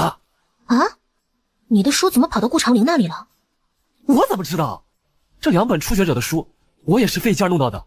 当初想送给柳姑娘的，但是她不收，我就拿回来随便扔书柜里了。谁知道现在跑到顾长陵那里去了？还有啊，当时我随手扔书桌上时，有几页沾上了墨水，所以就出现疑问了。不管顾长陵怎么拿到的这2本书，短短3、4天时间，怎么可能就精通倭语了？薛林生虽然不待见顾长陵，但也不愿意冤枉人。你这消息送的可真及时。这样一来，就多了个人证。表哥，雨儿看不到你最后一面了。满腔恐惧不安化成一颗颗泪水不争气夺眶而出。他不敢擦，不敢乱动，因为小时候听猎人说，狼会判断敌人有没有攻击性。我没有肉，很瘦的，你快走开，别吃我，不然别怪我不客气。野狼确认他没有任何攻击性，长啸一声，直接一个飞扑过来。感受停在我发端的指尖，如何瞬间如风！他喜极而泣，扔了树枝就要往他身边跑。如风忽然大喊：“趴下！”若雨立马抱头蹲了下去，嗖的一声，利剑从头顶飞过，这次贯穿了野狼的颈项。如风，我刚刚以为我要死了。说到底，不过是15岁的小姑娘，胆小爱哭，扒着她不撒手。没事了，要下雨了，我们得尽快下山，不然就要被困在山里了。若雨嗯嗯地应着，刚走一步，啊了一声，跌倒在地。怎么了？脚崴了。若雨姑娘，实属禁忌，得罪了。话落，他蹲在若雨面前，示意她上来。你怎么找到我的？我捡到你掉的香囊，按方向推测的。哦，谢谢你啊。不用，我只是奉命行事而已。云姐和崔嬷嬷是不是很生气啊？没有，小姐更担心若雨姑娘的安危，所以才急急命我前来找你。对不起，是我不听话，让大家担心了。如风停住，若雨以为是自己太重了，被碰时就听如风说：“来不及了。”啊！下一刻，如风就往回走，快速飞向一个山洞。二人刚刚躲进去，外面大雨就如瓢泼一般倾灌下来，雨声轰隆，淹没山里所有的声音。他走了过来，从怀中拿出一瓶伤药。会吐吗？若雨摇头，冒犯了。然后就蹲在他面前，将他的鞋袜褪去，捏了捏肿胀之处，确定没有伤到骨头，就把他的脚放在自己腿上，帮他推拿。若雨见他抱着自己的脚，本是害羞无比，但是当如风用力，他哪还顾得羞啊，咿咿呀呀的很疼。如风不自在地侧了侧身子，马上就好了。如风，有没有人说过你很温柔啊？如风微怔，而后难得扯了下唇角。温柔吗？那是因为若雨没有见过他杀人的模样。你笑什么？是不是觉得我这样说很轻浮？没有，我只是诧异，你是第一个这么说的。怎么会？你待人很好啊，应该很多人觉得你温柔强大，不然云姐也不会那么信任你了。他把药瓶递给若雨，明天记得自己涂，没有伤到筋骨，养个2、3天就好。哦。若雨感觉如风不想提这些话题，就换了一个。如风，你常在野外露宿吗？难怪他野外生存如此熟练，还随身备着火折子和药膏。若雨蹲在火堆旁，无聊地拿着树枝在地上乱画，然后有一搭没一搭地说话。因为太安静了，他也慌。哎，这是什么？如风回头就看若雨在地上扒拉出几个饰品，有戒指，还有腰带、名佩。于是帮他一起挖，全部挖出来后，发现是2套男人的衣服。别动，这些东西可能有用，能救你表哥。殿下已经一切打点妥当，明日一大早有一个死刑犯与先生身形相似，也易容成了先生模样，代替您受刑。先生不必担心，明日定会带您平安出去。顾长陵倚靠在牢房内，单手搭在膝上，轻轻地嗯了一声。3天过去了，没有传来任何开膛重审的消息，因为失败了吧？嫣然谋划这么久，最后只能在幕后而活了吗？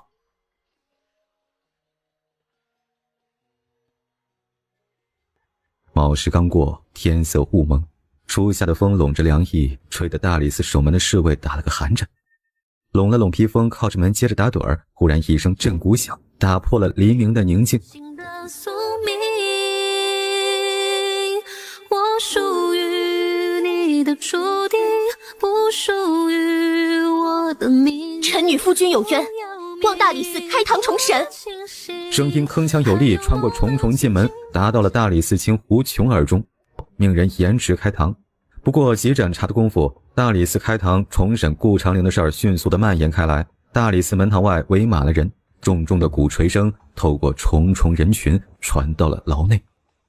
秦霄正带着死刑犯打算和顾长陵互换，听到动静诧异，一大早有人击鼓鸣冤。顾长陵停住，先不换，可是再等等。云震得知云威举动，匆忙赶来，胡琼迎接上去。霍公爷，你看这……麻烦胡大人了，小儿胡闹，老夫这就将人带回。不麻烦，郡主还小，难免冲动。云威站在大堂之上，脊背挺直，素衣若雪，眉目坚韧。威儿，休得胡闹，快跟我回去。父亲，我没有胡闹，顾长陵确实是被冤枉的，我找到证据了。眼下看着女儿认真倔强的样子，他有些犹豫，最终叹了口气，示意胡琼开堂。与此同时，太子陆行止也踩着点到了。叛国通敌之罪，绝不是胡琼一个大理寺卿就能完全主审的，必须要够资格的旁观者在旁。堂下所贵何人啊？臣女云薇，乃顾长陵发妻。夫君被人诬陷入狱，还望大人重新审查。你既然说顾长陵是被陷害，可有证据？臣女有证据。云威呈上空明山发现的衣物，还有英子的手信，并将顾长陵案件的疑点一一罗列出来。云威这句话说完，堂外传来了不少议论声。搜警，来人，去传嫌疑人齐宇。另外又吩咐人将仵作带来，还有送往价格库的通俄信件通通带来比对。最后又吩咐人将犯人顾长陵带上来。顾长陵手上带着木铐，被押着走进大堂。说不清缘故，我为何只顾着将你拥住？千万缕酸楚，在你泪滴划过，我是放逐。齐宇昨夜本就惴惴不安，没有睡好，一大早被官兵上门押解，心里更慌了。云威从他与顾长陵的矛盾点点出他有动机陷害，齐宇反驳他今日进族已经悔改，没有做过任何事。谁林生当日沈堂都不在，怎的现在就知道是自己的书了？莫不是偷偷溜进去看的？那既然这样，我也可以质疑是你故意找人偷了价格库的卷宗，模仿笔记反过来陷害我呢。云威也没急着跟他争执，而是继续说，那昨日傍晚，我亲眼见你在春风茶楼与一个瘦高的脸上带雀斑的人密会陷害顾长陵之事，你怎么解释？放屁！我昨儿个压根就没见到人。话落，大堂瞬间安静无比。云威这几个问题问得过于紧密，齐宇也接得快，所以这一句下意识就脱口而出。云威笑了，所以你之前确实是跟这个人密谋过陷害顾长陵之事，只是昨夜他爽约没来。齐宇这才意识到被这女人套路了，急忙辩解说他只是着急说错，其实他根本不认识什么瘦高脸上带雀斑的男人。你怎么知道瘦高带雀斑的是个男人？我方才并未说是男人。一般高瘦肯定是男人，女人没这么高。行吧，不跟你争执这个，反正我们已经找到了一个脸上带雀斑瘦高的男人，指证说都是你让他去偷的密信。大人，臣女恳请再传一位证人。齐宇慌了，云威知道丁杰的特征，那就是代表确实撞见他跟丁杰密会。心思百转之际，云威忽然压低了声音，只要你如实说出，大人可以酌情处罚，但若是你拒不悔改，待会儿人证物证俱全，你可就是诛九族的大罪。又是诛九族。齐宇听到这几个字汗毛直立，看着外面走进了一身藏蓝罗缎瘦高的男人，额头冷汗直冒，掌心攥得死死的。不是我只是帮人家翻译了书信而已，剩下的步骤都不是我的。他指着远处的人影，是丁杰说跟顾长陵有仇，自己想报仇，他能力不够，我只是在翰林院里帮他把书信塞进顾长陵的书里，其余的都跟我无关呢。人证物证齐全，犯人还亲自认罪，毫无疑问齐宇被收监，案件就这么落实下来。顾长陵无罪，当堂释放。哎呦，这不愧是国公爷的嫡女啊，到底遗传了几分魄力啊！说的是啊，你看公堂上一套一套的，别说齐宇没接上话，就是胡大人都跟着他的思路走呢。春风茶楼，一位身穿月牙白袍的贵公子听着茶楼里的议论，悠哉的品茶。云威吗？虽然没有陷害成顾长陵，但是发现了另一个变数，也不算没有收获。若清酒一杯入喉，只因喝酒寸断在心头。顾长陵当庭释放以后，就适时晕了过去。毕竟一个在大牢被受尽刑罚之人，理应虚弱。徐老，顾长陵伤得很重吗？徐老想起某人的叮嘱，故作痛心的样子。哎呦，重啊！那帮畜生下手就没有轻重，可把长陵折腾惨了。这么严重啊？那可不，你不知道啊，大牢里那帮没人性的玩意儿都是怎么虐人的，皮鞭蘸辣椒水，烙铁，冰刑。徐老，你说顾长陵受了冰刑？是啊，又烙铁又冰刑，冰火两重天呐。云威表情微妙，那他下半身没事吧？徐老以为下半身指的是双腿，一脸凝重。哎呀，不知道呢，先观察几天再说。娘啊，顾长陵可是后宫大男主啊，这要是没了性功能，他肯定想死。那你尽量帮他医治，要用什么药，尽管说。闲云弄巧飞行船痕，银汉迢迢万朵。金风玉露一相逢，胜却人间无数。念念不忘，心与子相通。心有灵犀，千万里顾长陵，你怎么样？顾长陵看着云威不出声，往日墨染清亮的眸子泛着一层水雾，柔软异常。有没有哪里不舒服？水。他连忙起身帮他倒了一杯温水，又把他扶起来。喏，水。看他弹手都费劲儿，云威索性好人做到底，亲自把水喂给他。想他在现代也没这么照顾一个人过呀，哎呀，都是欠他的呀。云威又问他还有哪里不舒服没？没。徐老说你伤得重，需要仔细将养一段时间。若雨把药递给表哥后，一回头就看云姐揉太阳穴，担心道：云姐是不是身体不舒服啊？云威看着这毫无进展的情况，有点累，心累呀。那我找徐老来给你看看。不用。徐老，云姐不舒服，徐老。若雨已经一阵风的跑出去，徒留他跟顾长陵在屋里四目相对，两两相望，尴尬的能抠出3室一厅。不舒服。马上父亲寿宴了，在准备礼物，没睡好而已。国公府的请柬已经送了过来，云威这几天加班抽受惊。若是失眠，找徐老开下安神的方子。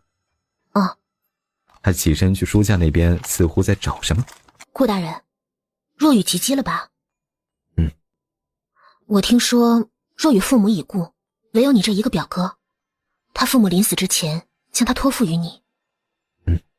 我与若雨相处了一段时日，发现他心思单纯，日后若是嫁给不靠谱之人，怎生是好？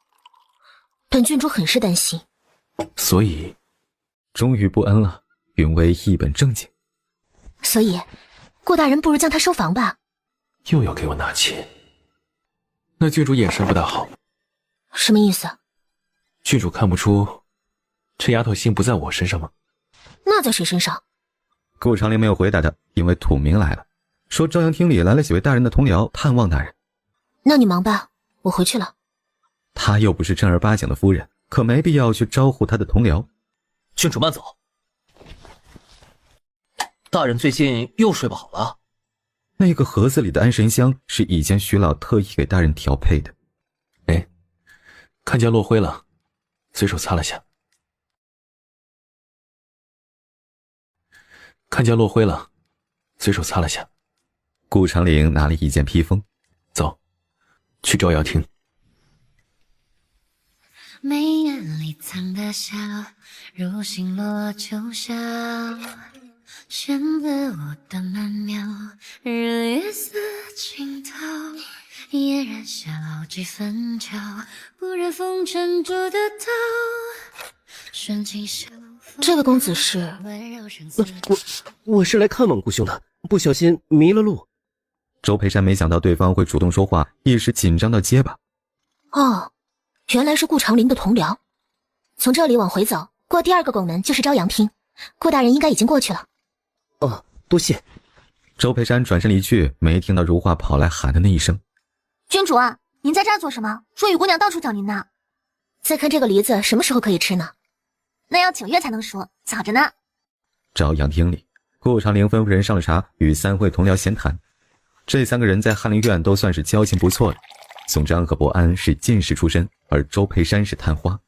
顾兄平日在翰林院对他已经诸多忍耐，没想到他还不满，竟然想着陷害你。是啊，而且还用这种通敌叛国之罪，可见其心思歹毒。不过天道公平，其余还是作茧自缚。顾长陵淡淡附和，说人已离世，罪过便掩，不愿多想。几个同僚看他如此淡泊，不禁赞叹他心胸宽广，安慰了一番后便起身告辞。将到门口时，周培山没看路，差点被绊倒，还是伯安及时扶住他，调侃道：周兄今个这是怎么了？感觉有些心不在焉。周培山一脸歉意：没有，只是刚刚在想顾兄何时能痊愈上职，所以一时才走了神。周兄是为顾兄伤势担忧走神吗？何意？宋章一脸八卦：你们不知，方才周兄迷了路，我去找他时，发现他在花园对着一个姑娘发呆呢。当时宋章从另一条道而来，确实看到了周培山发呆的样子。难得你榆木开窍，主动看上一个姑娘，跟顾兄讨了就是。难得你榆木开窍，主动看上一个姑娘，跟顾兄讨了就是。总不能一个婢女，顾兄如此吝啬。是啊。周培山在他俩的打趣声中壮壮胆子，拱手见礼：顾兄见谅，我方才经过花园之时，确实被一个婢女惊艳住了。我知道此举不合时宜，但请顾兄帮个忙，将那女子许配给我，日后我定会好好善待于她的。顾长陵也很诧异，周培山平时为人呆板，不近女色，没想到竟然看上他府中的人，主动求娶。不知周兄看上的哪位姑娘？周培山连忙比划，是一个穿着紫色衣服的姑娘，乌发波澜，眸若灿星，贵姿伟态，不可胜赞。周兄可知你说的是何人？啊，莫非不是婢女？那是内人。一霎厅内安静了下来，宋章和伯安面面相觑，急忙说误会，一场误会。3人拱手告辞，巴不得赶紧离场。谁知到了门口，刚好看到云薇要出门，3人愣住，云薇也愣住了，怎么偏巧不巧，这群人这个时候走啊？在下周培山，方才多谢郡主指路。原来是周培山，和顾长陵一届的探花。周公子客气，不过举手之劳。云薇觉得招呼都打了，也不差乎多说2句。这是午时，几位百忙之中抽空来，若吃个便饭再走。宋章其实真想留下来吃饭，主要是太好奇这个和传闻中大相径庭的郡主了。那实在是……话没说完，忽然间顾长陵走到了郡主身边。